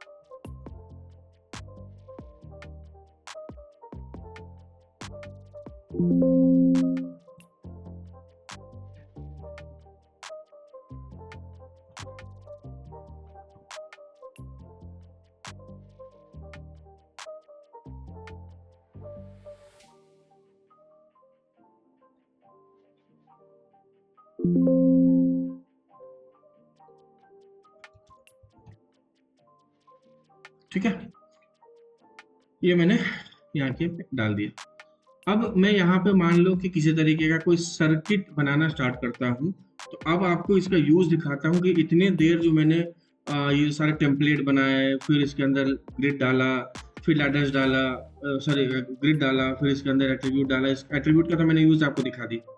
अब ये जो ग्रिड मैंने डाला है इसका यूज देखो क्या आप। जैसे मैं यहाँ पे स्कीमेटिक पे आता हूँ, आइकन मेन्यू पे, यहाँ से मैं कोई कंपोनेंट को प्लेस करता हूँ। मान लो जैसे मैं यहाँ पे कंपोनेंट काफी छोटा दिख रहा है, मैं यहाँ से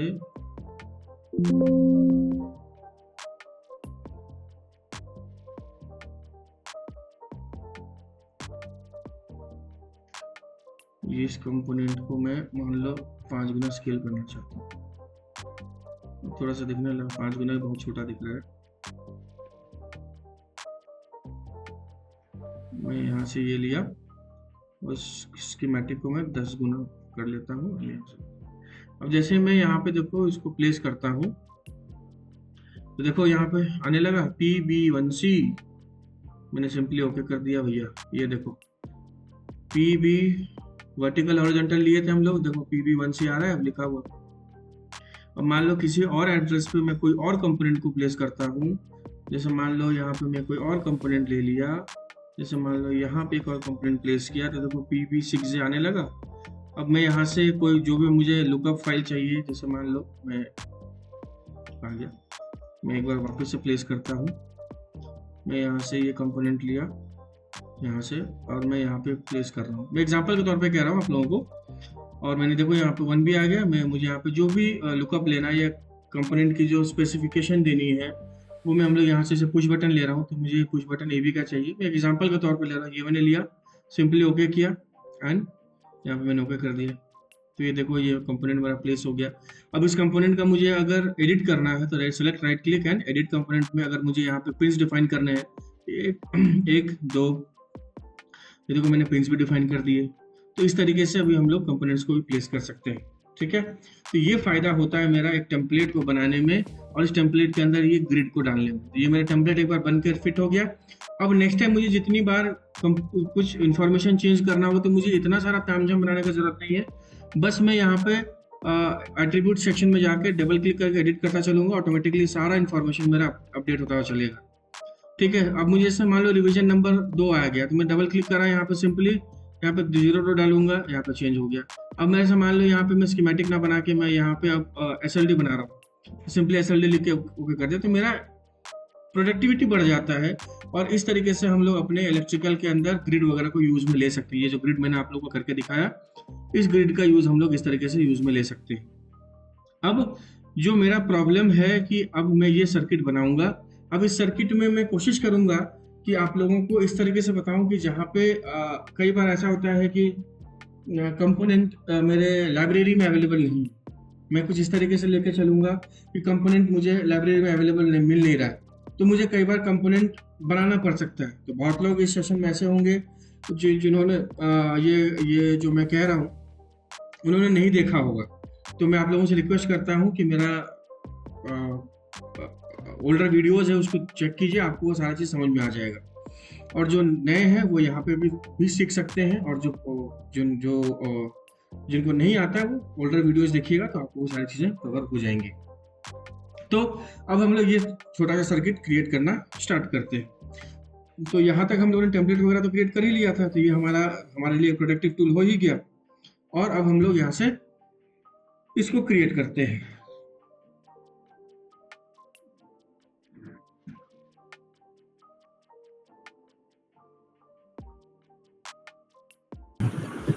तो चलिए हम लोग अब इस सर्किट को बनाने का कोशिश करते हैं। एंड कोशिश करूंगा कि ये जितनी भी सर्किट है उन सारे सर्किट को हम लोग जो हमारे पास ये जो सिंबल बिल्डर टूल है, इस सिंबल बिल्डर टूल के जरिए से हम लोग बनाना सीखेंगे। अभी एक ऐसा पैरामीटर है जिस पैरामीटर में हम लोग अगर मेरे पास डेटाबेस में सिंबल अवेलेबल नहीं होता है तब हम लोग इस सिंबल बिल्डर टूल को यूज में लेते हैं। तो सबसे पहले हम लोग एक काम करते हैं, ये जो हमारे पास एक टाइमर बना हुआ है, ये टाइमर को हम लोग डिजाइन करते हैं। ये थोड़ा सा बड़ा कंपोनेंट है तो इस टाइमर को हम लोग डिजाइन करते हैं। तो डिजाइन करने के लिए भैया सबसे पहले काम को वापस ऑटोकैड पे आते हैं। अब ऑटोकैड पे आने के बाद मैं यहाँ से एक अपने अकॉर्डिंग आपको जो भी साइज वगैरह लेना है आप अपने अकॉर्डिंग साइज वगैरह ले सकते हो, ठीक है। एंड ये कंप्लीट प्रोजेक्ट मैं आप लोगों के लिए बना दे रहा हूँ जिससे कि आप चीज़ों को समझ पाओगे एंड इजीली रिलेट कर पाओगे कि इंडस्ट्री के अंदर हम लोग कैसे काम करते हैं।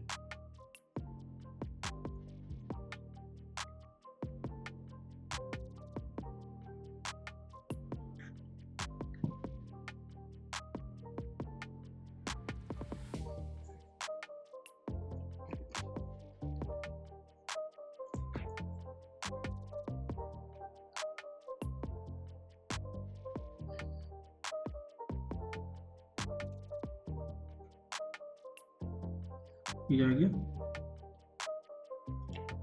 अब हम लोग यहाँ से 1 2 3 4 अब हम लोग काम करेंगे, यहाँ से डिवाइड कमांड लेते हैं। सेलेक्ट ऑब्जेक्ट, पहले इसको एक्सप्लोर कर लेते हैं और यहाँ से डिवाइड कमांड लेते हैं। सेलेक्ट ऑब्जेक्ट, ये एंड 4 इक्वल पार्ट में डिवाइड करना है।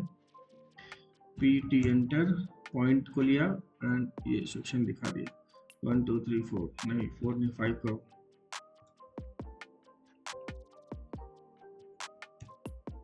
सेलेक्ट ऑब्जेक्ट 5, PT एंटर,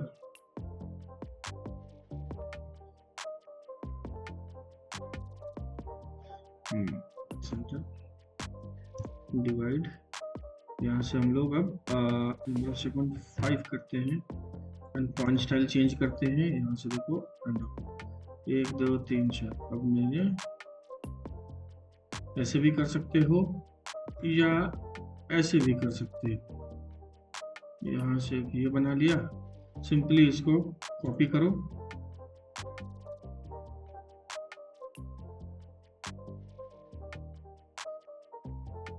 ये बेस पॉइंट दो, एरे एंड 4 और यहाँ से फिट का ऑप्शन लिया, यहाँ से ये भी हम लोग बना सकते हैं, ठीक है। सेलेक्ट मिरर एंड ये हमने ले लिया। अब मुझे यहाँ पे टेक्स्ट लिखना है, यहाँ पे हम लोग सिंगल लाइन मल्टी लाइन जो मिले अब फिलहाल ले लो। और ये क्या लिखा हुआ है, OCS टाइमर, OCS टाइमर, ठीक है साहब, हमने वो OCS टाइमर भी लिख लिया। अब आते हैं हम लोग यहाँ से, अब समझो किसी भी इक्विपमेंट को जब हम लोग सिंबल बिल्डर टूल से क्रिएट करते हैं तो उस सिंबल बिल्डर टूल का यूज कैसे करना होता है वो सबसे ज़्यादा इम्पोर्टेंट है। अब देखो, जैसे उस कंपोनेंट की नेचर को समझना पड़ेगा आपको। तो ये जो हम लोग टाइमर देख रहे हैं ये सारे उसके टर्मिनल्स हैं, ठीक है, ये सारे उसके टर्मिनल्स हैं। 8 टर्मिनल का ये टाइमर IC है। तो मुझे अब इन सबों को अब सिंबल बिल्डर टूल के जरिए से मुझे इसको क्रिएट करना है। अब आप कहोगे सर यहाँ पे 1 2 3 4 तो नहीं लिखा हुआ है, तो चलिए अब हम 1 2 3 4 भी देखते हैं कैसे लिखते हैं हम लोग। सिंबल बिल्डर टूल पे चलेंगे हम लोग सबसे पहले। अब थोड़ा सा चीज ध्यान से समझना, सिंबल बिल्डर टूल पे आए एंड यहाँ पे ऑप्शन आता है सिंबल क्रिएट एंड एडिट। अब भैया कोई सिंबल तो है नहीं मेरे पास, तो कैसे करें। अब तो चूंकि अब सिंबल बिल्डर काम करता है आपके ब्लॉक के हिसाब से, मतलब जैसा ब्लॉक पे हम लोग काम करते हैं वैसा काम करता है। अब चूंकि मेरे पास तो कोई ब्लॉक है ही नहीं, अब मुझे इसको बनाना पड़ेगा। तो वही कह रहा है सिंबल टू क्रिएट और एडिट, या तो क्रिएट करो या तो एडिट करो। चलो ठीक है भैया, सेलेक्ट फ्रॉम ड्राइंग। अब जिस भी मुझे तो सेलेक्ट ऑब्जेक्ट लेंगे, मुझे इन सारे ऑब्जेक्ट को करना है। सेलेक्ट ऑब्जेक्ट, एंटर प्रेस किया। एंटर प्रेस करने के बाद जब हम इस कंपोनेंट को इंसर्ट करेंगे सर्किट में, तो इस सर्किट में जब हम लोग इंसर्ट करेंगे तो इसका पिक पॉइंट कौन सा होना चाहिए कि जैसे मैं उस पर प्लेस करूँ ऑटोमेटिकली मेरा वायर गैप आ जाए। जैसे हम लोग कुछ बटन वायर पे प्लेस करते थे तो ऑटोमेटिकली मेरा वायर वहाँ का गायब हो जाता था, तो उसी तरीके से वही है कि ये पिक पॉइंट कौन सा होना चाहिए भैया। तो ये पिक पॉइंट हम लोग डाल देते हैं, मान लो ये वाला। आप अपने अकॉर्डिंग चेंज भी कर सकते हो, ठीक है, तो परेशान नहीं होना। ये इसका पिक्चर भी आ गया। अब देखो यहाँ पे एट्रीब्यूट टेम्पलेट लाइब्रेरी पाथ, ये जो लाइब्रेरी है, ये जो सिस्टम आप बना रहे हो या ये जो सिंबल आप बना रहे हो, ये सिंबल किस स्टैंडर्ड पे बना रहे हो आप। चूंकि ये जो लाइब्रेरी है मेरा स्कीमेटिक के अंदर जो आइकन मेनू चल रहा था मेरा, वो NFPA स्टैंडर्ड के हिसाब से चल रहा था, तो वो बाय डिफॉल्ट NFPA ही लेगा। अगर आपको चेंज करना है तो आप अपने अकॉर्डिंग जाके यहाँ पे IEC, IEEE, IEC4, IEC2 भी ले सकते हो, जो कि हमने प्रीवियस सेक्शन में भी बता रखा है किस तरीके से हम लोग अपने प्रोजेक्ट की लाइब्रेरी को चेंज कर सकते हैं, हम स्टैंडर्ड को चेंज कर सकते हैं। तो चूंकि NFPA स्टैंडर्ड में चल रहा है, तो बाय डिफॉल्ट NFPA स्टैंडर्ड ही लिया। अब ये जो कंपोनेंट मैं बना रहा हूँ, ये कंपोनेंट का ये क्या कंपोनेंट है, ये मतलब ये पेरेंट कंपोनेंट है कि चाइल्ड कंपोनेंट है। तो कई बार ऐसा होता है कि जैसे मैं कॉइल बनाऊंगा, तो कॉइल का जो रेफरेंस पॉइंट होता है, जैसे कॉइल में NO कॉन्टैक्ट होता है, NC कॉन्टैक्ट होता है, तो जो कॉइल बनाऊंगा, मान लो कॉइल है, वो कॉइल पेरेंट कंपोनेंट हो जाएगा, और NO और NC जो कॉन्टैक्ट्स हैं वो उनके पेरेंट चाइल्ड कंपोनेंट हो जाएंगे। तो वो भी मुझे बनाना पड़ेगा, एंड साथ के साथ पेरेंट कंपोनेंट भी बनाना पड़ेगा। तो अब ये जो मैं कंपोनेंट बना रहा हूँ, उस कंपोनेंट का डिटेलिंग में दे रहा हूँ, तो वो डिटेलिंग क्या होना चाहिए, हॉरिजॉन्टल पेरेंट होना चाहिए। हॉरिजॉन्टल चाइल्ड भी ले सकते हो, वर्टिकल पेरेंट, वर्टिकल कर दोगे तो ये घूम जाएगा, बस ओरिएंटेशन का फर्क है। ठीक है, मैं हॉरिजॉन्टल पेरेंट रखता हूँ उसको। नेक्स्ट ऑप्शन आता है जेनरिक। अब इसको आप बनाना क्या चाहते हो, मतलब ये कंपोनेंट क्या है। अब देखो कंपोनेंट क्या है कहने का मतलब, इस पर जब क्लिक करोगे तो आपके पास सर्किट ब्रेकर बना रहे हो, रिले बना रहे हो, स्विचेस बना रहे हो, फ्यूज बना रहे हो, जेनरिक बना रहे हो, रिले बना रहे हो, क्या बना रहे हो, ये देखो ये इतने सारे हमारे पास टाइमर रिलेज हैं, या IC है, ये जो भी है। बस मान लो यहाँ पे मेरे पास वो चीज़ नहीं दिख रहा है, मतलब जो मैं बनाना चाह रहा हूँ वो यहाँ पे नहीं है, तो मैं इसको जेनरिक मोड पे रख सकता हूँ, जो बाय डिफॉल्ट रहेगा। ये सिंपली यहाँ पे इन्फॉर्मेशन देने के बाद मैं यहाँ से ओके करूंगा। ओके करने के बाद अब देखो, ये जैसे हम लोग ब्लॉक पे काम करते थे, और ब्लॉक पे काम करने के बाद ये मेरा ब्लॉक एडिटर पे खुलता था ना, ये वैसे ही ब्लॉक एडिटर खुला है, लेकिन ये ब्लॉक एडिटर ऑटोकैड इलेक्ट्रिकल वाला है, सिंबल बिल्डर टूल का ब्लॉक एडिटर है। यहाँ पे देखो, जब हम नॉर्मल कैड पे काम करते थे तो सिर्फ ब्लॉक एडिटर ओपन होकर आता था, अब ये सिंबल बिल्डर का ब्लॉक एडिटर है। ये चीज हमेशा याद रखना, ठीक है। अब देखो, जो यहाँ पे मैंने OCS टाइमर लिखा था, वो आपको समझाने के लिए लिखा था। हम उस टाइम नहीं भी लिखते तो आप मन में सवाल होता है कि यार ये तो लिखा नहीं, फिर क्या फायदा है।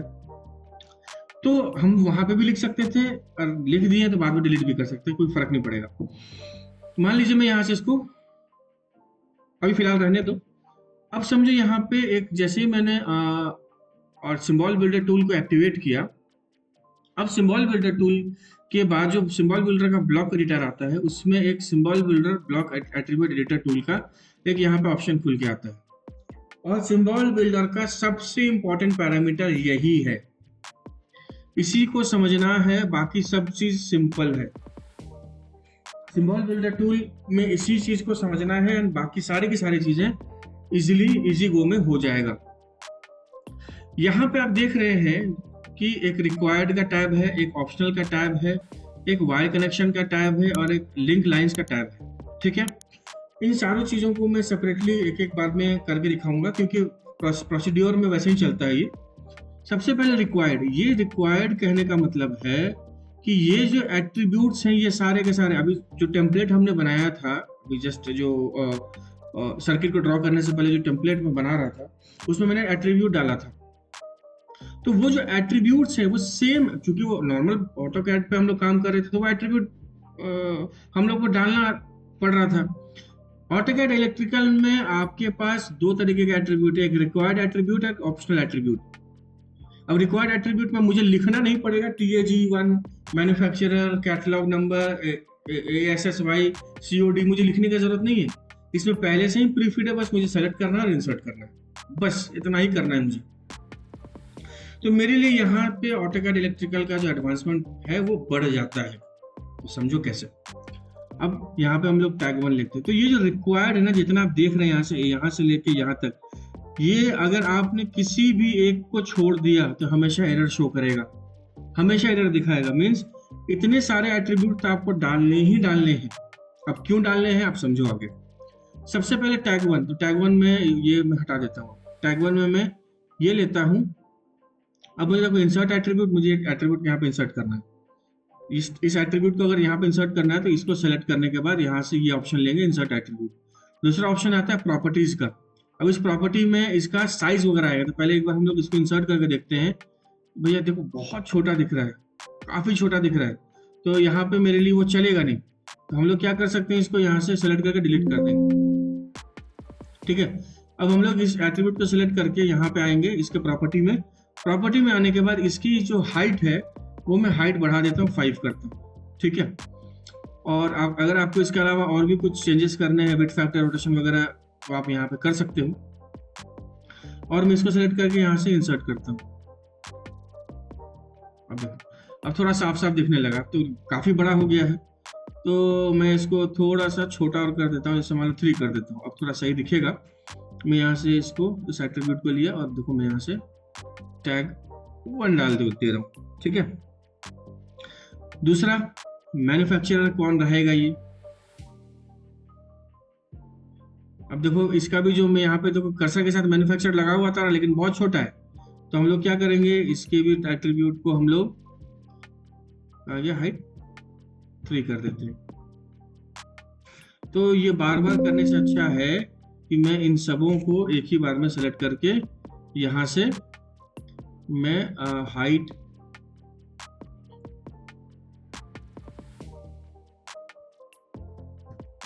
ठीक है ओके कर दिया, क्योंकि रिक्वायर्ड है। और मैं अब एक चाहूँ तो उसको इन सबको एक बार में सेलेक्ट करके यहाँ से क्लिक करूंगा तो सब एक बार में आ जाएगा, देखो, लेकिन फिर प्लेस करने में दिक्कत आएगा। तो मैं यहाँ से वापस सिंगल सिंगल सेलेक्ट करके इसको इंसर्ट करता हुआ चलूँ। देखो ये मैन्युफैक्चरर आ गया, ठीक है। कैटलॉग नंबर आ जाएगा, फिर ये असेंबली कोड आपको डालना ही पड़ेगा। फिर आपका ये फैमिली कौन सा है, ये फैमिली कोड आपको डालना पड़ेगा। फिर डिस्क्रिप्शन 1 आपको डालना पड़ेगा, इसका आप क्या क्या डिस्क्रिप्शन देना चाहते हो, ये डिस्क्रिप्शन 1 है। आपको जहाँ जहाँ इसको जैसे जैसे बनाना चाहते हो वैसे वैसे आप इसको बना सकते हो, मीन्स बनाने का मतलब प्लेसमेंट कर सकते हो। ये डिस्क्रिप्शन 3 हो गया। इंस्टॉलेशन कोड क्या होगा इसका, ठीक है। लोकेशन कोड मान लो मैं फिलहाल ये लोकेशन कोड लिया, मैं कहीं और प्लेस करना से अच्छा मैं ही प्लेस कर देता हूँ। और एक्सटर्नल रेफरेंस तो बहुत ज़रूरी है। ये एक्सटर्नल रेफरेंस इसलिए ज़रूरी है, एक्सरेफ का मतलब होता है एक्सटर्नल रेफरेंस।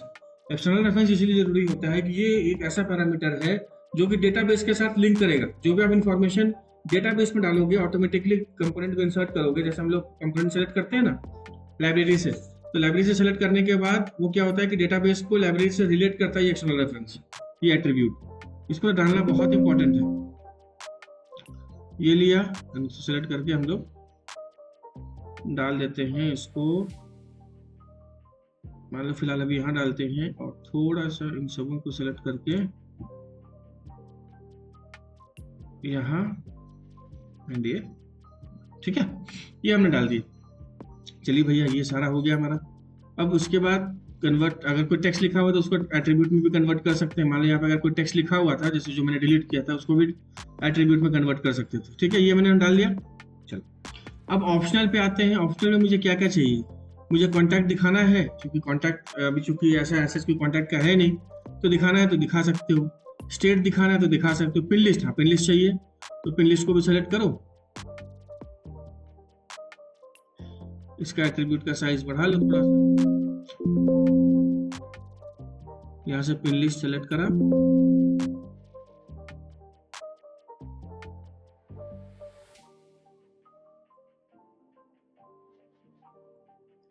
चलो पिन लिस्ट डालना चाहते हो तो डाल दो, बाकी पिन लिस्ट का इन्फॉर्मेशन तो हम लोग बाद में भी डाल सकते हैं। ये देखो पिन लिस्ट, ठीक है, हम यहाँ पे भी डाल सकते हैं, यहाँ पे डाल देंगे, ठीक है।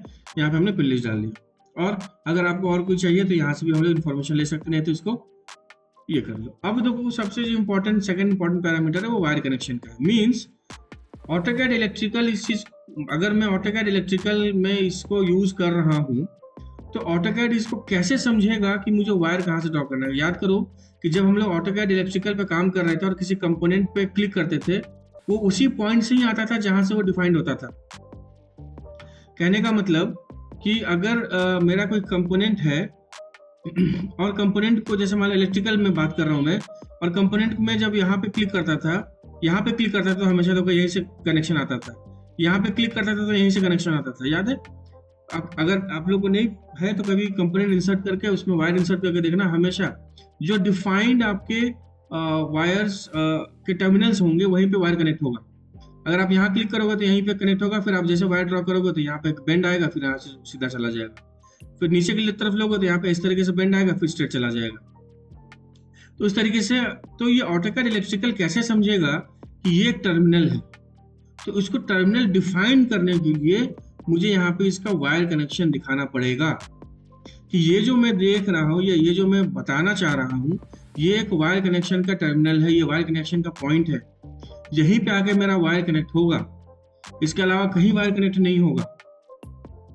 तो उसके लिए अब देखो डायरेक्शन एंड स्टाइल पूछता है, ठीक है। अब यहाँ पे मेरे पास left none, top none, bottom none, right none. अब मुझे लेफ्ट में चाहिए तो यहाँ पे मैं लेफ्ट नन लूंगा क्योंकि लेफ्ट का है सारा। लेफ्ट नन में लेने के बाद इंसर्ट वायर कनेक्शन पे हम लोग क्लिक करेंगे तो देखो यहाँ पे एक ऑप्शन बना हुआ रहा है, ये देखो टर्मिनल 1 दिख रहा है। और देखो ये टर्मिनल 1 तो दिख ही रहा है, साथ के साथ जब और जूम करोगे देखो यहाँ पे लिखा हुआ है X4 टर्मिनल 1।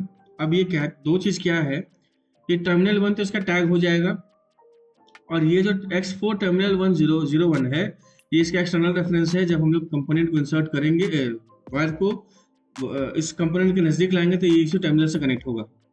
ये देखो ये टर्मिनल 1 इसका एक नाम, अभी देखना पिन लिस्ट जब डालते थे ना, जैसे अभी इससे पहले सेक्शन में हमने टेम्पलेट में पिन डाला था ना, 1 और 2 किया था ना, ये वही चीज है।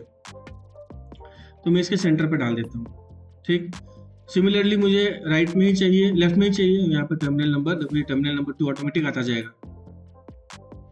मैं सिंपली इसके टर्मिनल 2 हो गया, ये देखो टर्मिनल 3 हो गया एंड ये टर्मिनल 4 हो गया और मुझे अब नहीं चाहिए, ठीक है। उसके बाद जैसे मैंने यहाँ पे पिन्स डाला, अब देखो पिन का यहाँ पे इन्फॉर्मेशन पूछने लगा। अब देखो यहाँ प्रॉपर्टीज में वही टेक्स्ट की हाइट साइज वगैरह हम लोग बढ़ा घटा सकते हैं।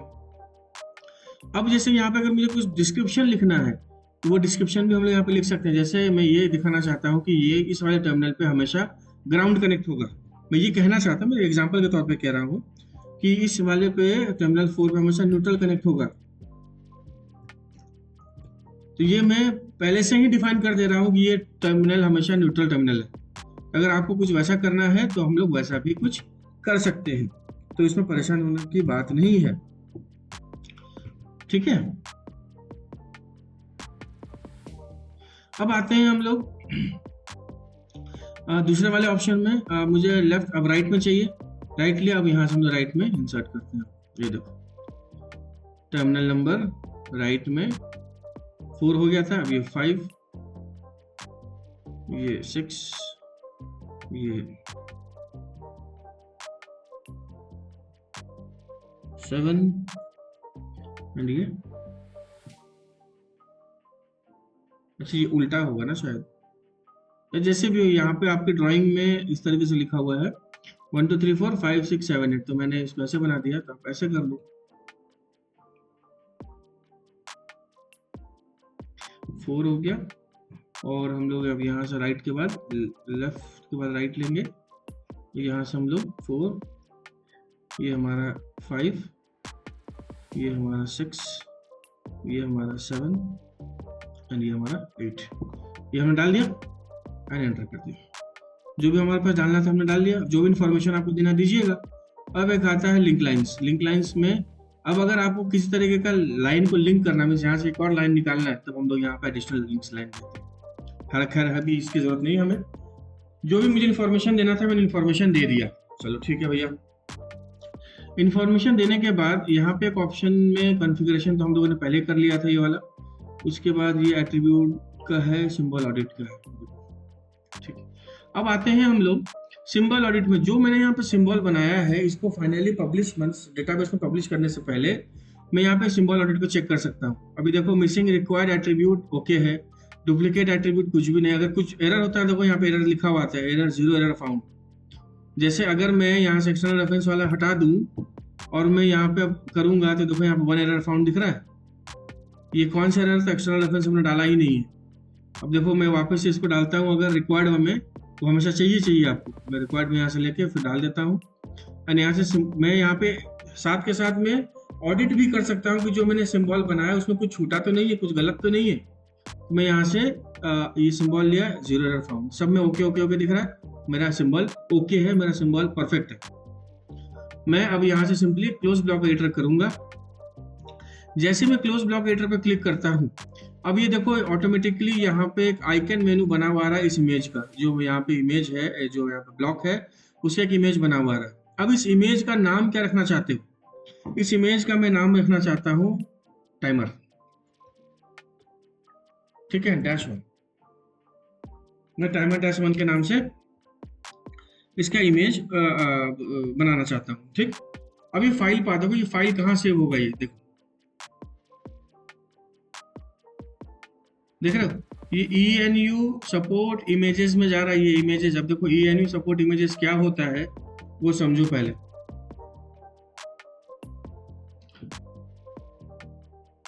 ये गया यूजर में,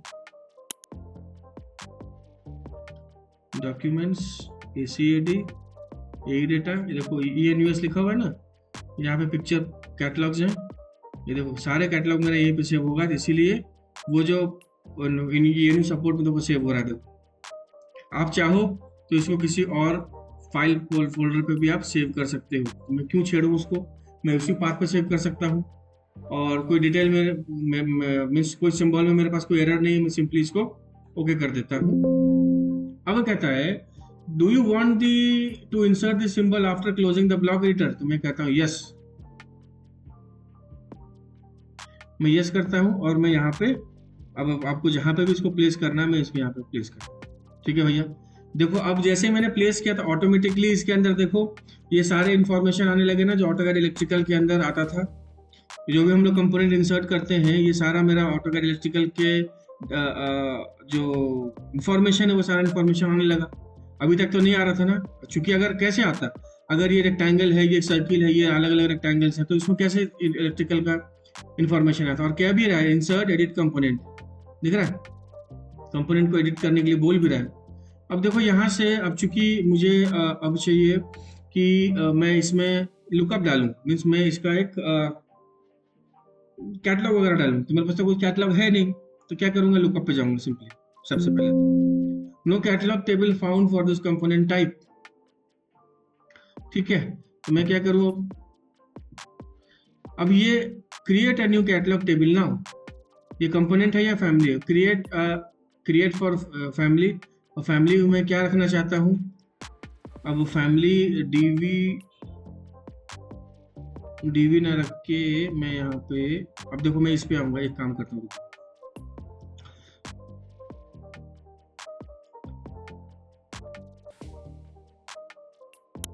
लुकअप पे गया, इसका फैमिली में क्या फैमिली डालना चाहता हूँ, देखो अब पुश बटन में डालोगे तो जैसे यहाँ पे लिखा हुआ था ना PB, तो ये वही चीज़ है। देखो अभी चूंकि ये कंपोनेंट में बना ही रहा हूँ तो इसका कोई फैमिली अभी डिसाइड ही नहीं है, तो अब देखो यहाँ पे कुछ भी फैमिली एसेस तो नहीं है, टाइमर MNOPQRSRST टाइमर, ये देखो टाइमर रिलेज है नहीं, चलो हम लोग काम करते हैं, मेरे हिसाब से है ही नहीं, तो मैं काम करता हूँ, यहाँ पे एक ऑप्शन आता है मेरे एडिट कैटलॉग डेटाबेस का, इस पर क्लिक करेंगे। अब आते हैं हम लोग यहाँ पे कैटलॉग नंबर, अब देखो मैं अपने अकॉर्डिंग कैटलॉग नंबर डाल रहा हूँ, अगर आपके पास कैटलॉग होगा इंडस्ट्री से मिला हुआ तो आप वो डाल सकते हो। जैसे मैं यहाँ पे कैटलॉग नंबर डाल रहा हूँ, मान लो 1234A, मैन्युफैक्चरर मान लो PTS CAD, ठीक है, डिस्क्रिप्शन है ये है टाइमर, ठीक है, और क्वेरी 1 2 3 4 अगर है तो डालो, नहीं तो मत डालो।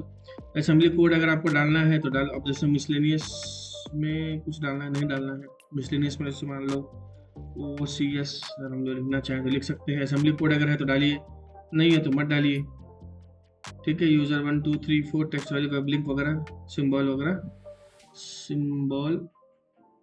आप चाहें तो यहाँ पे ब्लॉक वगैरह सेलेक्ट करके सिंबल की IDB वगैरह भी डाल सकते हैं। चलो अब आते हैं कैटेगरी में,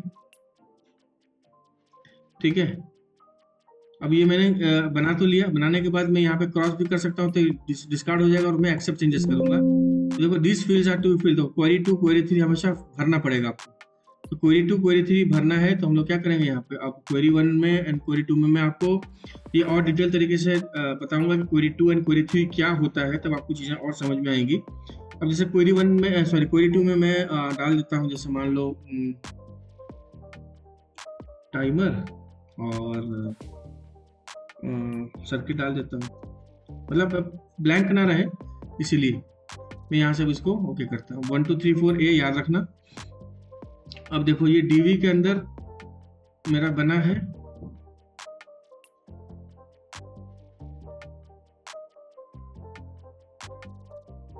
देखो, अब हम लोग यहाँ से 1 2 3 4 डालेंगे ना, तो अब देखो जैसे मैं इसको बंद कर देता हूँ तो अब मेरा डेटाबेस में वो ये जो मैंने कैटलॉग नंबर डाला है ना वो सेव हो गया। देखो अब मैं यहाँ से सिंपली लुकअप पे जाऊंगा और यहाँ पे देखो अगर मैं ये नहीं होता, मैं यहाँ पे सिंपली 1 2 3 4 डाल के प्रेस करूंगा ना, ऑटोमेटिकली मेरे पास आ जाएगा। सिंपली मैं ओके कर दूंगा। देखो यहाँ पे मेरे पास पीटीएस कार्ड मैन्युफैक्चरर था, कैटलॉग नंबर 1 2 3 4 ए ऑटोमेटिकली आ गया। ठीक है, अब अगर मुझे पिन्स को डिफाइन करना है तो 1 पहला नंबर पिन, दूसरा नंबर पिन 2, तीसरा नंबर पिन 3 था, चौथा नंबर पिन 4 था, पांचवा नंबर पिन कौन सा था, पांचवा नीचे वाला दिए थे ना, तो यहाँ पे हम लोग 5 को 5, फिर 6, फिर 7,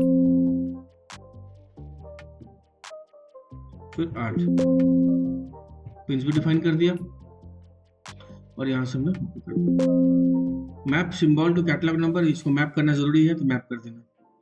अभी देखो ये मेरे पास इस तरीके से मेरा इक्विपमेंट बन के आ गया। ठीक है, अब मुझे इस कंपोनेंट की कुछ इंफॉर्मेशन को शो करना है, हाइड करना है। अब जैसे मुझे ये मैन्युफैक्चर दिखाना है तो हम लोग हाइड एट्रीब्यूट, शो एट्रीब्यूट से भी काम करते थे। ठीक है, कैटलॉग नंबर दिखाना है तो हम लोग कैटलॉग नंबर भी दिखा सकते हैं। अभी जैसे यहाँ पे ऑप्शन आता था ना, शो हाइड शो एट्रीब्यूट कहीं पे आता है,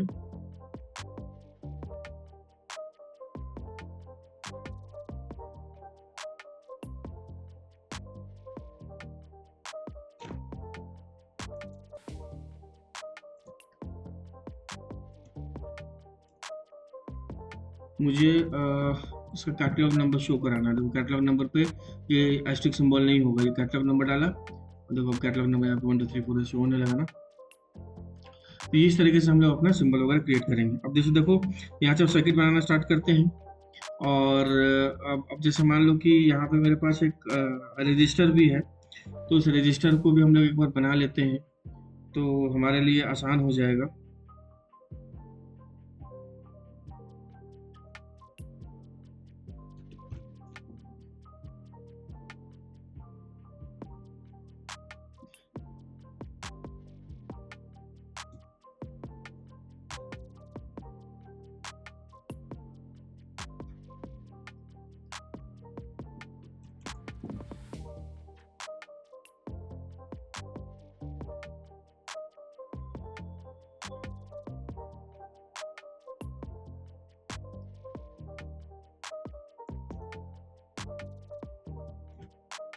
ठीक है, उसी तरीके से हम लोग इसमें जाएंगे। अब स्कीमेटिक में symbol builder and select object, pick point, horizontal parent generic and okay.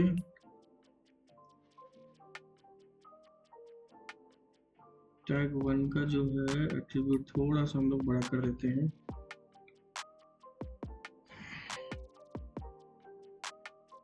ये हम लोग रख लेंगे 1 मिनट। ठीक है, यहाँ पे डाल देंगे एंड बाकी सब कुछ सिलेक्ट करके भी हम लोग यहाँ पे डाल देते हैं। ठीक है, मेरा इंसर्ट हो गया और सीधा हम लोग अब वायर कनेक्शन पे चलते हैं। एक लेफ्ट में लेते हैं, इंसर्ट करा देते हैं यहाँ पे, और एक राइट में लेते हैं, इंसर्ट करा देते हैं यहाँ पे एंड क्लोज। आप यहाँ पे अपना नाम भी डाल सकते हो, फाइल पाथ,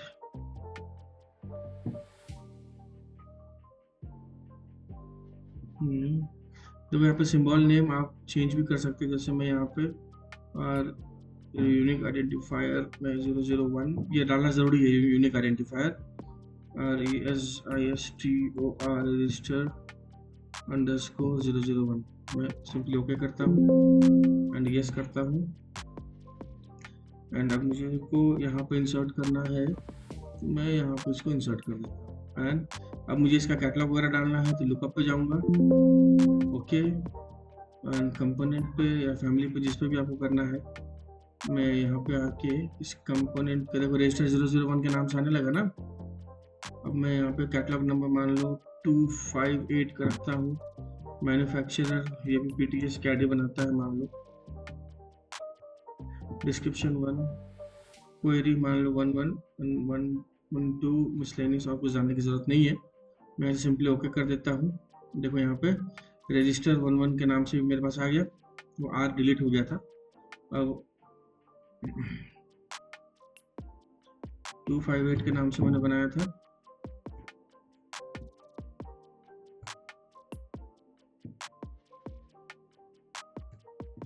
ये मेरा आ गया एंड ओके। ये देखो ये कंपोनेंट आ गया मेरा। अब हम लोग क्या करेंगे, यहाँ से इसको अब थोड़ा सा मुझे इसको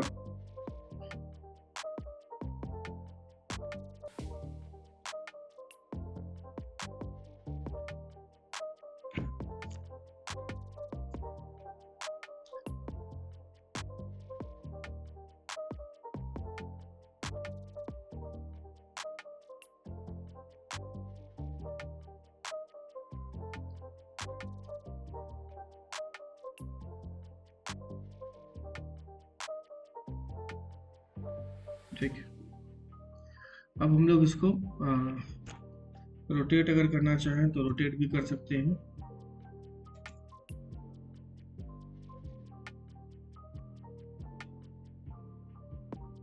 एंड यहाँ से मूव कंपोनेंट, ये हमारा कंपोनेंट मूव हो गया। ठीक है, अब देखो ये हमने बना लिया।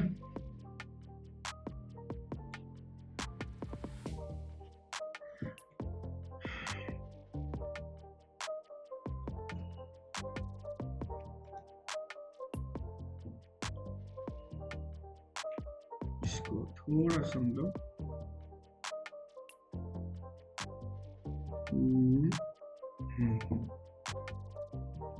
इसी को स्केल करके थोड़ा बड़ा कर देते हैं, इसको दो ना कर। चलो इस टेम्पलेट को मैंने स्केल करके बड़ा कर दिया। अब देखो ये अब हम लोग जहाँ भी इसको प्लेस करेंगे और प्रोजेक्ट में जाके इसको अपडेट करेंगे, ऑटोमेटिकली देखना ये सारा का सारा अपडेट होगा। ये देखो ठीक है, फैमिली भी आ गया और यहाँ पे मेरा रजिस्टर का जो ईएस आ रहा था वो भी आ गया। अब ये आ गया। अब हम लोग क्या करेंगे, एक कैपेसिटर लेना है। ये कैपेसिटर क्या मेरे पास आइकन मेन्यू में अवेलेबल है, तो चेक करते हैं। सर्किट ब्रेकर, सोलेनॉइड्स,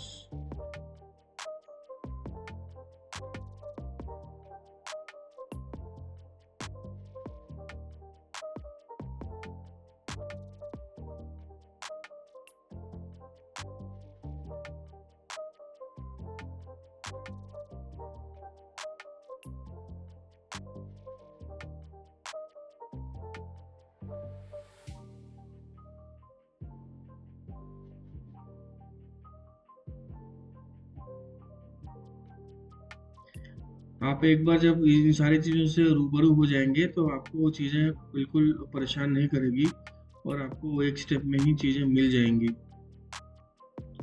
क्योंकि अभी चीज़ें नई हैं तो थोड़ा सा आप लोगों को सर्च करना पड़ेगा। मिसलेनियस में, इलेक्ट्रॉनिक्स में देखो, जब यहाँ पर रजिस्टर था ही तो हम लोग यहीं से ले लेते हैं। ये कैपेसिटर ले लिया हम, और कैपेसिटर का जो साइज है वो साइज हम लोग बढ़ा के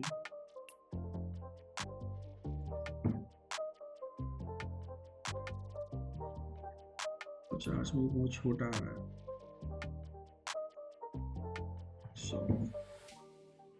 ये रहा। तो हम लोग अब इसको यहाँ पे प्लेस कर लेते हैं। अब आपको जो भी कैटलॉग नंबर देना हो बाद में हम लोग कर सकते हैं। तो कैपेसिटर हमने यहाँ पे डाल दिया। अब मान लो ये रजिस्टर पहले से है, अगर आपको रखना है तो रखो, नहीं रखना है तो आप वहाँ से भी ले सकते हो। जैसे मैं यहाँ से ले लेता हूँ, यहाँ पे गया मिसलेनियस में और कहाँ गया, इलेक्ट्रॉनिक्स में आएंगे, मैंने यहाँ से फिक्स रजिस्टर ले लिया।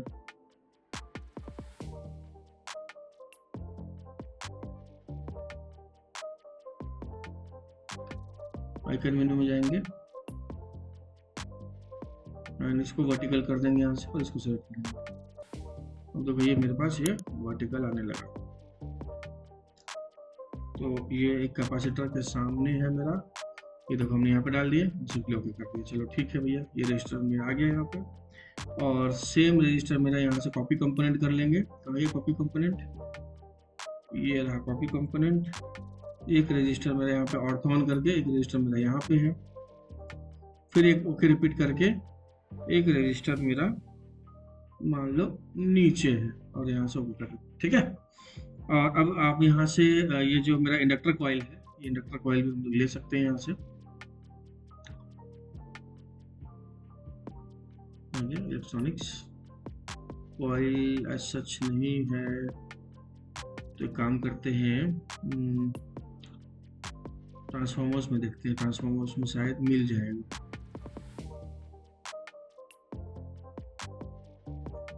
सब नहीं है,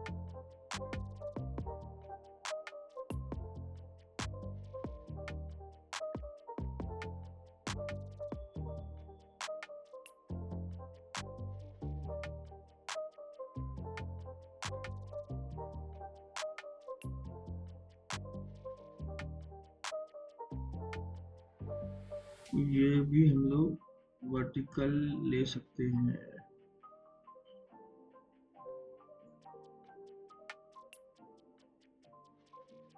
अच्छा ये ऐसे आ गया, जा हम लोग इसको वर्टिकल यहाँ से हटा के ये ले लेते हैं और ये हम इसके सामने यहाँ प्लेस कर दें, सिंपली ओके कर दिए, ठीक है। फिलहाल पहले हम लोग इस सर्किट को कंप्लीट करते हैं। अब देखो यहाँ से मेरा एक वायर निकल के, मेरा यहाँ से एक वायर निकला, देख रहे हो ये एग्जैक्ट कनेक्ट हो रहा है ना। वायर निकल के मेरा, उस वायर से पहले हम लोग काम करते हैं, यहाँ से वायर एक पहले सिंपल एक वायर ड्रॉ कर लेते हैं। ये देखिए यहाँ पे हमारा वायर आ गया, ठीक है। और हम लोग यहाँ से वायर लेंगे एंड इस कंपोनेंट पे आके सिंपली यहाँ पे क्लिक करेंगे एंड एंटर प्रेस करेंगे। आप जा रह गया, इस क्रॉस कर देना।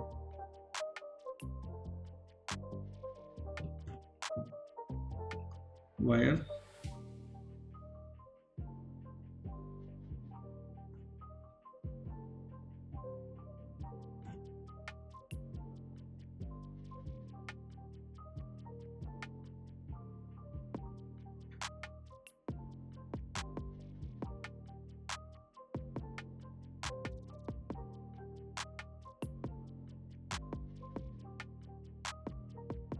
उसके बाद हम यहाँ से वायर लेंगे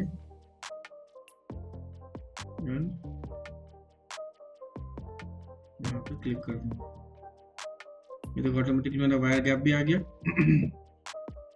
ये कनेक्ट हो गया।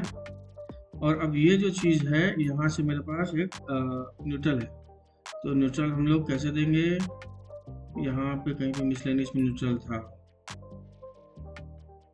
इलेक्ट्रॉनिक्स भारी पड़ा है, ये रहा।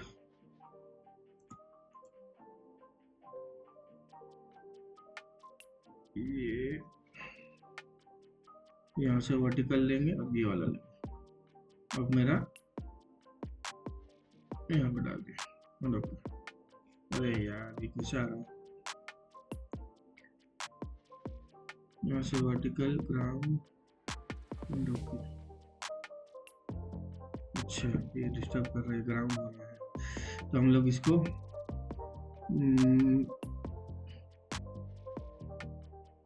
मिसलेनियस में नहीं है, तो इंस्ट्रूमेंटेशन में भी नहीं होगा।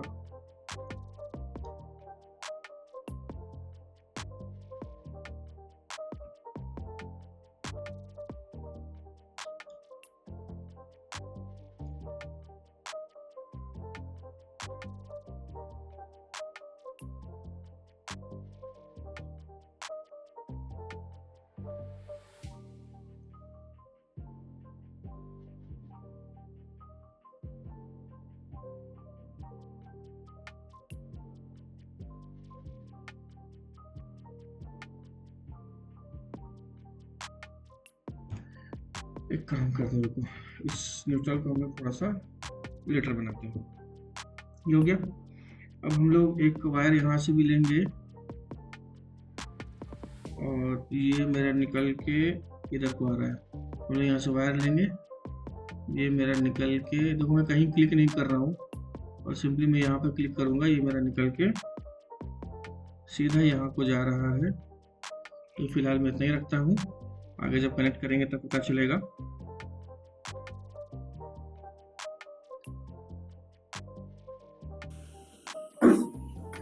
तो अब हम लोग आगे कंटिन्यू करते हैं। ये हमारा कैपेसिटर 4 का काफ़ी बड़ा हो गया है, यहाँ डाल देते हैं, ठीक है। और इस चीज़ को जोड़ना है, इससे ये जुड़ा, फिर इससे इसको जोड़ना है, जुड़ा ही नहीं,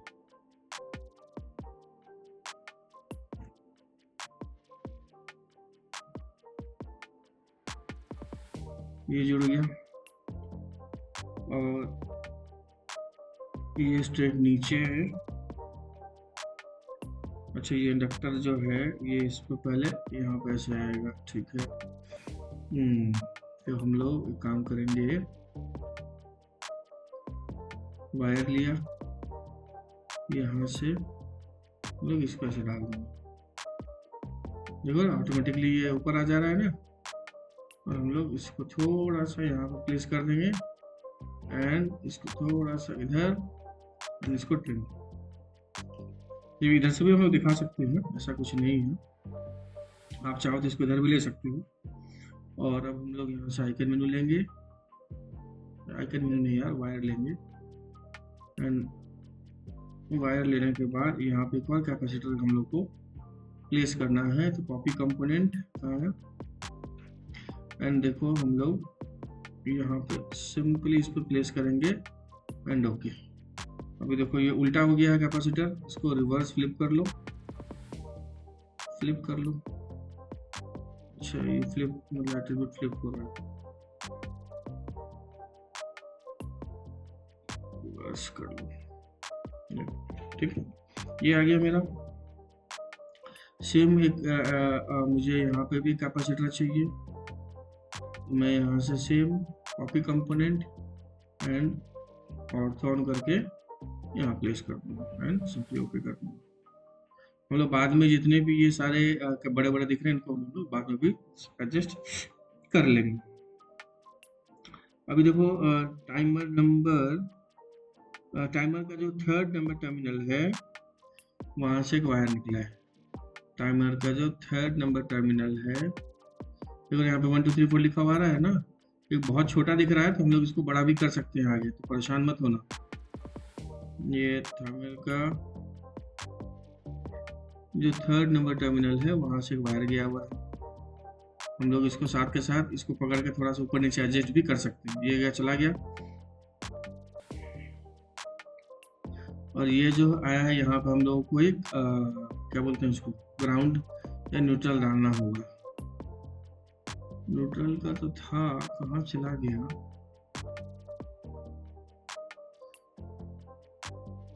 पावर सप्लाईज में,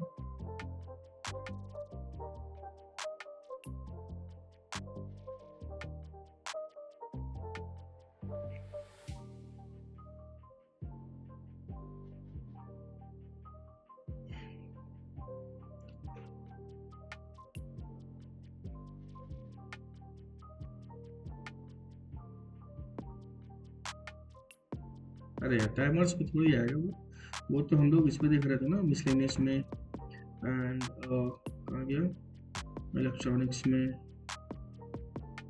इलेक्ट्रॉनिक्स के अंदर वो चीज़ नहीं है, तो हम लोग ये ले सकते हैं।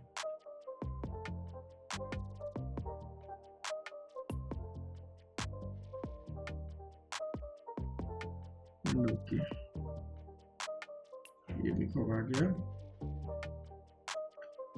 प्लेस करके थोड़ा सा ऊपर ले जाते हैं। अभी देखो ये काफ़ी बड़ा आ रहा है ना, हम लोग काम करके इसको सेलेक्ट करेंगे आइकन मेनू में, और इसको सेलेक्ट करने से पहले हम लोग इसका स्केल थोड़ा छोटा करके इसको सेलेक्ट कर लेंगे। यहाँ पे प्लेस करेंगे प्रोजेक्ट तक जा गया हमारा ग्राउंड। ठीक है, सेम इसको सिलेक्ट करके कॉपी कंपोनेंट, एक ग्राउंड मेरा। अब देखो ये ऐसा इसीलिए हो रहा है क्योंकि ये जो चीज़ है ना, ये जो वायर है ये हॉरिजॉन्टल वायर है। यहाँ पे आपको एक छोटा सा वर्टिकल वायर दिखाना होगा, तभी जाके वो कनेक्ट होगा इसमें।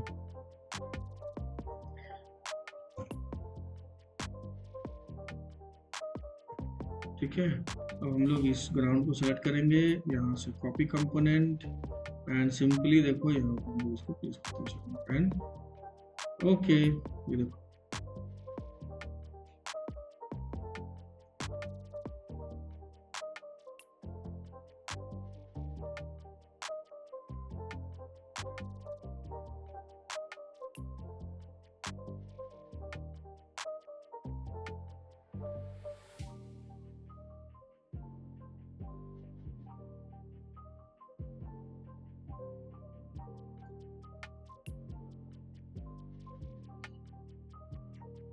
ये देखो वायर नंबर वगैरह भी सब आ गया हमारा।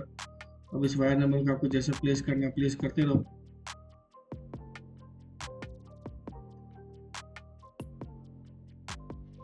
ठीक है, तो ये देखो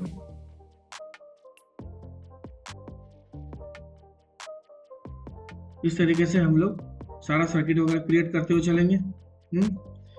अब देखो यहाँ से जब हम लोग सर्किट वगैरह, मान लो कि ये हमने एक सर्किट वगैरह जो भी प्रोजेक्ट था वो सारा का सारा प्रोजेक्ट हमने क्रिएट कर लिया एंड वो सारा का सारा जब प्रोजेक्ट हमने बना लिया है एंड एक सेकंड रुको, इसको हम लोग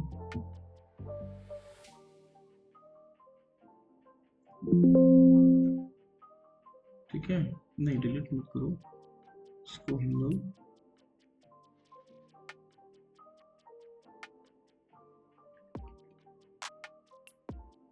मान लिए।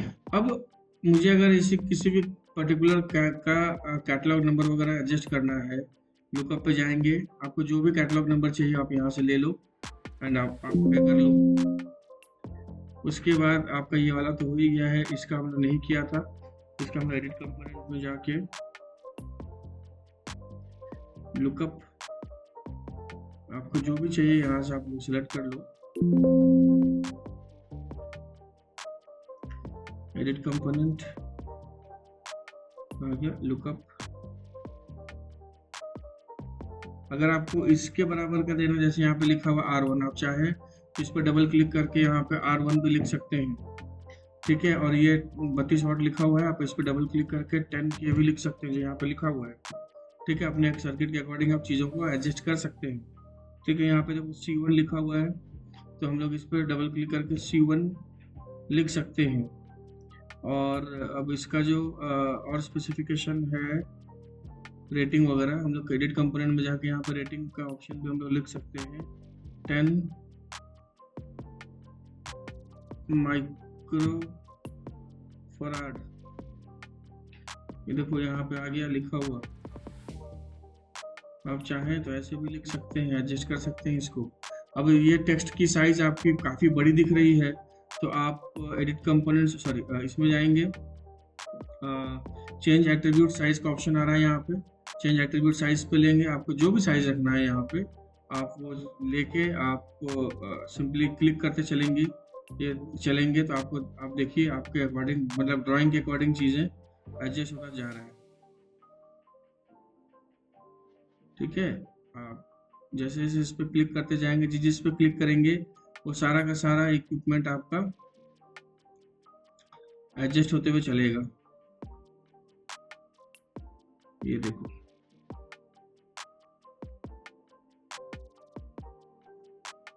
ठीक है। अब यहाँ से ये 10F जो है मेरा यहाँ पे चाहिए, मैं ऑर्थो ऑफ करके यहाँ पे भी मैं प्लेस कर देता हूँ, उसको थोड़ा सा और ऊपर ले लेता हूँ।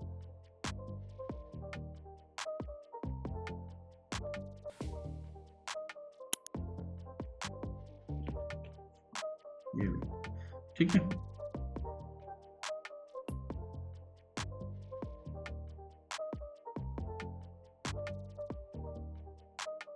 ये हो गया।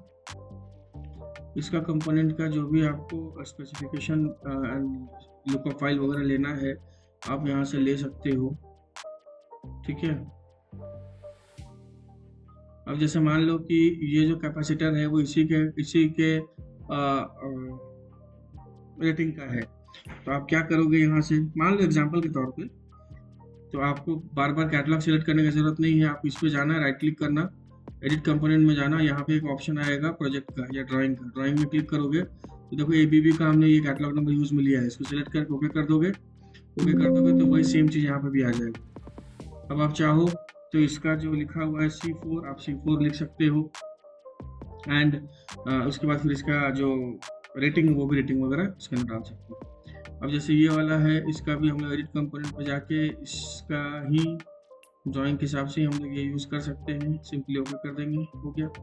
तो इस तरीके से हम लोग सारा जो कंपोनेंट है उसका डिटेलिंग करके एक प्रोजेक्ट कंप्लीट करते हैं। अब प्रोजेक्ट कंप्लीशन से पहले मान लीजिए कि मैंने इतना ही प्रोजेक्ट बनाया है और मुझे इसका BOM भी इसको साथ में देना है, तो यहाँ पे हम लोग रिपोर्ट्स पे आएंगे, रिपोर्ट सेक्शन पे जाएंगे और मुझे बिल ऑफ मटेरियल चाहिए। तो बिल ऑफ मटेरियल में मुझे प्रोजेक्ट का चाहिए, एक्टिव ड्राइंग का चाहिए, तो मैं प्रोजेक्ट भी ले सकता हूँ, एक्टिव ड्राइंग भी ले सकता हूँ। इसके अंदर मुझे केबल्स, कनेक्टर, जंपर्स वगैरह सब चीज़ें चाहिए, तो मैं सिंपली यहाँ से ओके करता हूँ। सेव करने के लिए बोलेगा, तो देखो ये सेव हो रहा है। जो जो कैटलॉग नंबर मैंने यूज में लिया है, देखो सारा का सारा कैटलॉग नंबर का ऑप्शन यहाँ पे आ रहा है, ठीक है। C1 C4 मैंने चेंज भी किया है, R1, ठीक है। अब जैसे ये DVE मैंने यहाँ पे क्या लिखा हुआ है, OCS टाइमर, आप उसको OCS टाइमर भी लिख सकते हो, OCS टाइमर, ये भी आप लिख सकते हो। इसका कैटलॉग नंबर हम लोगों ने नहीं डाला है, मान लो कि कैटलॉग नंबर हमने नहीं डाला, कुछ कंपोनेंट का कैटलॉग नंबर नहीं डालते हैं, कुछ का डाले हुए। तब रिपोर्ट्स में जाते हैं, मुझे बिल ऑफ मटेरियल चाहिए। बिल ऑफ मटेरियल में एक्टिव ड्राइंग से मैं सिंपली ओके करता हूँ, इसको सेव करूँगा। सेव करने के बाद ये सारा ऑप्शंस मेरे पास आ रहे हैं और ये जो रिपोर्ट मैं सबमिट करूँगा, इस रिपोर्ट के कुछ पैरामीटर्स को हम लोग एडजस्ट कर सकते हैं। जैसे मुझे इस एक्सेल रिपोर्ट में डेट एंड टाइम को ऐड करना है कि नहीं, तो यहाँ पे तो डेट एंड टाइम ऐड हो गया, ठीक है। मुझे टाइम के मतलब जो टाइटल का लाइन है, drawing bill of material for all locations, project का लाइन डालना है कि नहीं, प्रोजेक्ट का नाम भी आएगा इसमें। कॉलम का लेवल डालना है कि जैसे कॉलम का लेवल में टैग हो गया, ये क्वांटिटी हो गया, ये सब क्वांटिटी हो गया, कैटलॉग नंबर हो गया, मैन्युफैक्चर, ये पहले नहीं था, इसको अगर हटा दोगे तो ये हट जाएगा, मुझे चाहिए। अब आता है ब्रेक्स में, ऐड पेज ब्रेक्स। अब अगर ये पेज बड़ा होगा, मीन्स एक लेंथ के बाद बड़ा होगा, तो यहाँ पेज 1 फिर ऑटोमेटिकली पेज 2 आ जाएगा। यहाँ पेज 1 हट गया ना, अगर ये फॉर्मेट से बड़ा होगा तो automatically page 1, page 2, page 3, page 4 करके आता जाएगा। नेक्स्ट ऑप्शन आता है ऐड, कहाँ गया, change report for add blanks between entities. अब जितनी बार आप इसको करोगे तो जितनी एंटिटीज है उसके बाद एक ब्लैंक आएगा, देखो एक ब्लैंक आ गया ना। अब ये टेबल आपको बड़ा हो जाएगा, आप इसको अपने अकॉर्डिंग और अच्छे तरीके से सजा सकते हो।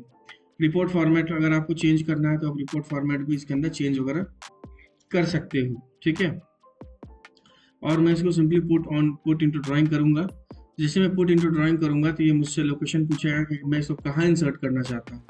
तो मैं इंसर्ट करना चाहता हूँ, यहाँ से पिक ऑप्शन दिया, मैं यहाँ पे इसको इंसर्ट करना चाहता हूँ, ओके करूँगा। तो देखो क्लोज, ये देखो मेरे पास ये टेबल इंसर्ट होकर आ गया। आप चाहो तो इसको स्केल वगैरह भी करके बड़ा छोटा कर सकते हो, ठीक है। इस तरीके से हम लोग प्रोजेक्ट का एंड प्रोजेक्ट के कंप्लीट डिस्क्रिप्शन का कैटलॉग नंबर के साथ हम लोग BOM दे सकते हैं। तो इस तरीके से हम लोग सारे प्रोजेक्ट्स वगैरह पे भी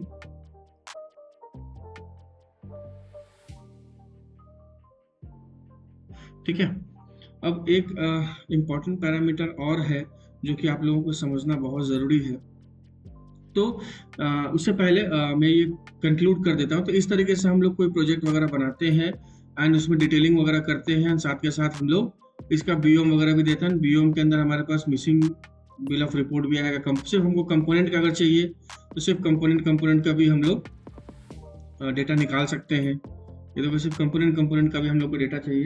सिर्फ कंपोनेंट, इतने सारे कंपोनेंट्स हमारे इसमें लगे हुए, ठीक है, तो मैं यहाँ पे कॉलम लेवल्स, प्रोजेक्ट लाइन्स, ये सारी चीज़ें मुझे चाहिए। और एडिट मोड में आओगे तो यहाँ पे किसी चीज़ को ऊपर नीचे करना है तो हम लोग ऊपर नीचे भी कर सकते हैं। एंड चेंज रिपोर्ट फॉर्मेट में देखो टैग नेम वगैरह ऊपर नीचे करना है तो हम लोग ऊपर नीचे भी कर सकते हैं। इसका कहाँ गया, put and drawing and pick, मैंने यहाँ पे हमने डाल दिया, ओके करा, क्लोज। ये देखो मेरे पास ये सिर्फ और सिर्फ कंपोनेंट के भी सारे डिटेल आ गए हमारे पास, देख रहे हो। क्वेरी 1 में ये प्रोटेक्टेड है कि नहीं है, कैटलॉग डिस्क्रिप्शन हो गया, और ये कैटलॉग नंबर हो गया, मैन्युफैक्चरर हो गया, क्वांटिटी हो गई, काउंटिंग हो गई, ये सारी चीज़ें हमारे पास सिर्फ अलग अलग स्क्रूटनी के अकॉर्डिंग हम लोग चीज़ों को कर सकते हैं। अब जो नेक्स्ट चीज़ आप लोगों को समझना है वो है, मैं इसको यहाँ से क्लोज कर रहा हूँ, ठीक है। इस प्रोजेक्ट को मैं यहाँ से अभी फिलहाल के लिए एक बार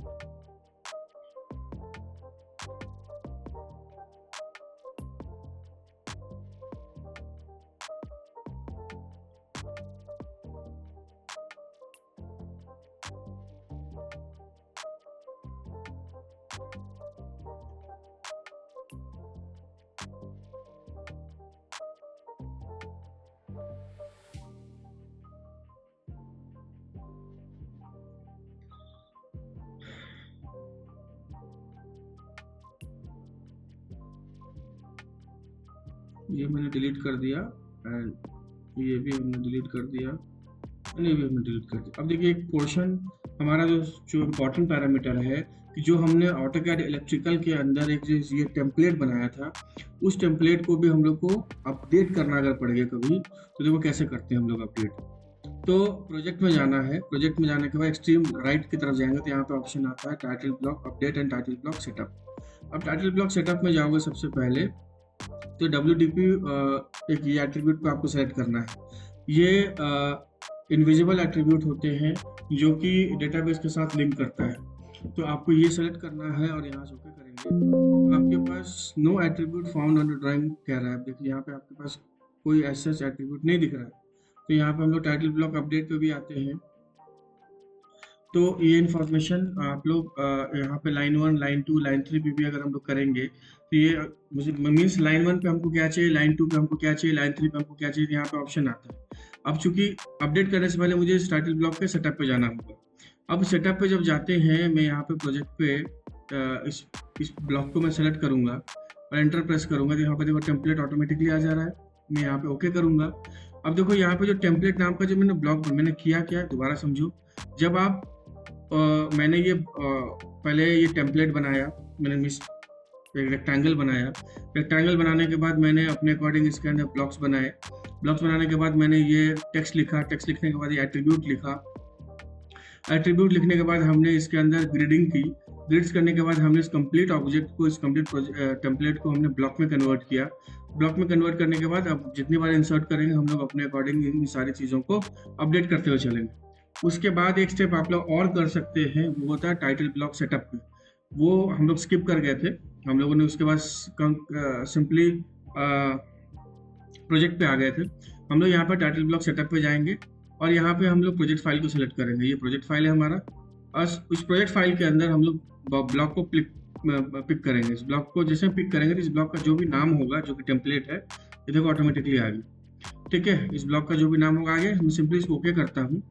ओके करने के बाद जो टेम्पलेट के अंदर हम लोगों ने एट्रीब्यूट्स दिया था, देखो यहाँ पे क्लिक करोगे ना, देखो सारा ऑप्शन मेरे पास आ रहा है। तो लाइन 1 में टेम्पलेट में लाइन 1 में हमको क्या क्या चीज़ चाहिए, हमको मतलब कैसे रखना है सारी चीज़ों को। तो हम लोग सबसे पहले कहाँ गया, स्केल का ऑप्शन आ रहा है, कहाँ गया स्केल रख लेते हैं। ठीक है, ये प्रोजेक्ट वैल्यूज में जाएगा आपका।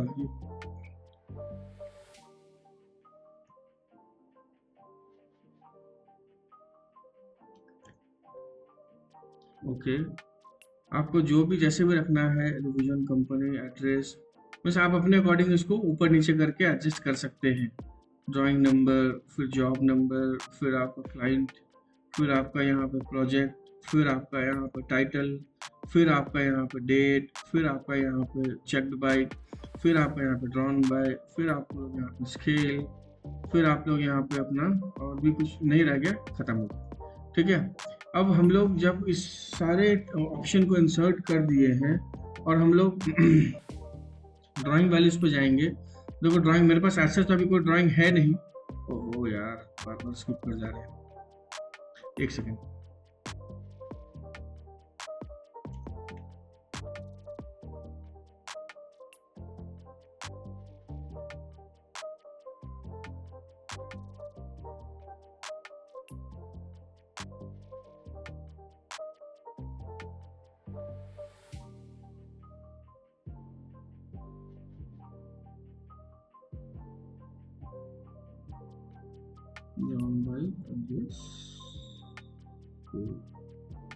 और तो कुछ नहीं है। अब यहाँ से हम लोगों ने ये कर लिया। अब देखो यूजर डिफाइन में जाओगे ना, तो यहाँ पे आपको कुछ असाइनमेंट्स वगैरह अगर देना है तो दे सकते हो, नहीं देना है तो देखो ऑटोमेटिकली मेरे पास यहाँ पे आ गया और हम यहाँ से सिंपली ओके करेंगे। ओके करने के बाद देखो जब इसके प्रॉपर्टीज पे आओगे तो आपको कहाँ गया,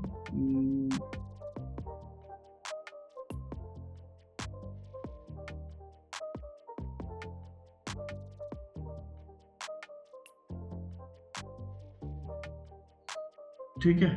जब फाइनल रिपोर्ट सबमिशन पे हम लोग जाएंगे तो यहाँ पे हम लोग जो प्रोजेक्ट को क्लोज करोगे तो उसमें ये जो ऑप्शन आप लोग देख रहे थे, सारा ऑप्शन आपका टेम्पलेट पे अपडेट हो गया है।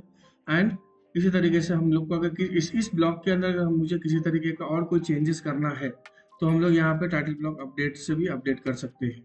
अब देखो ये जो मैंने यहाँ पे टाइटल ब्लॉक सेटअप में मैंने यहाँ पे ये दिखाया कि लाइन जो मैंने यहाँ पे लिया था, देखो मैं अगर आपको दोबारा से मैंने लाइन 1 में ये सारे ऑप्शंस को डाले थे, line 1, line 2, line 3, line 4, line 5 करके, तो उसी तरीके से ये मैंने सेटअप कर दिया कि टाइटल ब्लॉक सेटअप। अब अपडेट करने का जब बारी आएगा तो मुझे लाइन 1 चाहिए कि नहीं चाहिए। अब लाइन 1 कहाँ चाहिए, सेलेक्ट लाइन्स टू अपडेट, किस किस को मुझे अपडेट करना है। ठीक है, अब सेलेक्ट ऑल करोगे तो वो सारा ऑप्शन आ जाएगा। ड्राइंग डिस्क्रिप्शन चाहिए या ड्राइंग डिस्क्रिप्शन को मुझे प्रोजेक्ट में लाना है नहीं लाना है। ठीक है, ये हम लोग इस तरीके से टाइटल ब्लॉक अपडेट वगैरह भी कर सकते हैं। तो ये हमारा इस तरीके से एक कंप्लीट प्रोजेक्ट हम लोग इस तरीके से एक ऑटोकैड इलेक्ट्रिकल के अंदर डिजाइन करते हैं, फिर उसका रिपोर्ट वगैरह निकालते हैं एंड फिर क्लाइंट को अपने अकॉर्डिंग चीज़ों को डिलीवर करते हैं। तो उम्मीद है कि आपको ये वीडियो और आपको ये इंफॉर्मेशन काफ़ी इंफॉर्मेटिव लगा है। ठीक है, और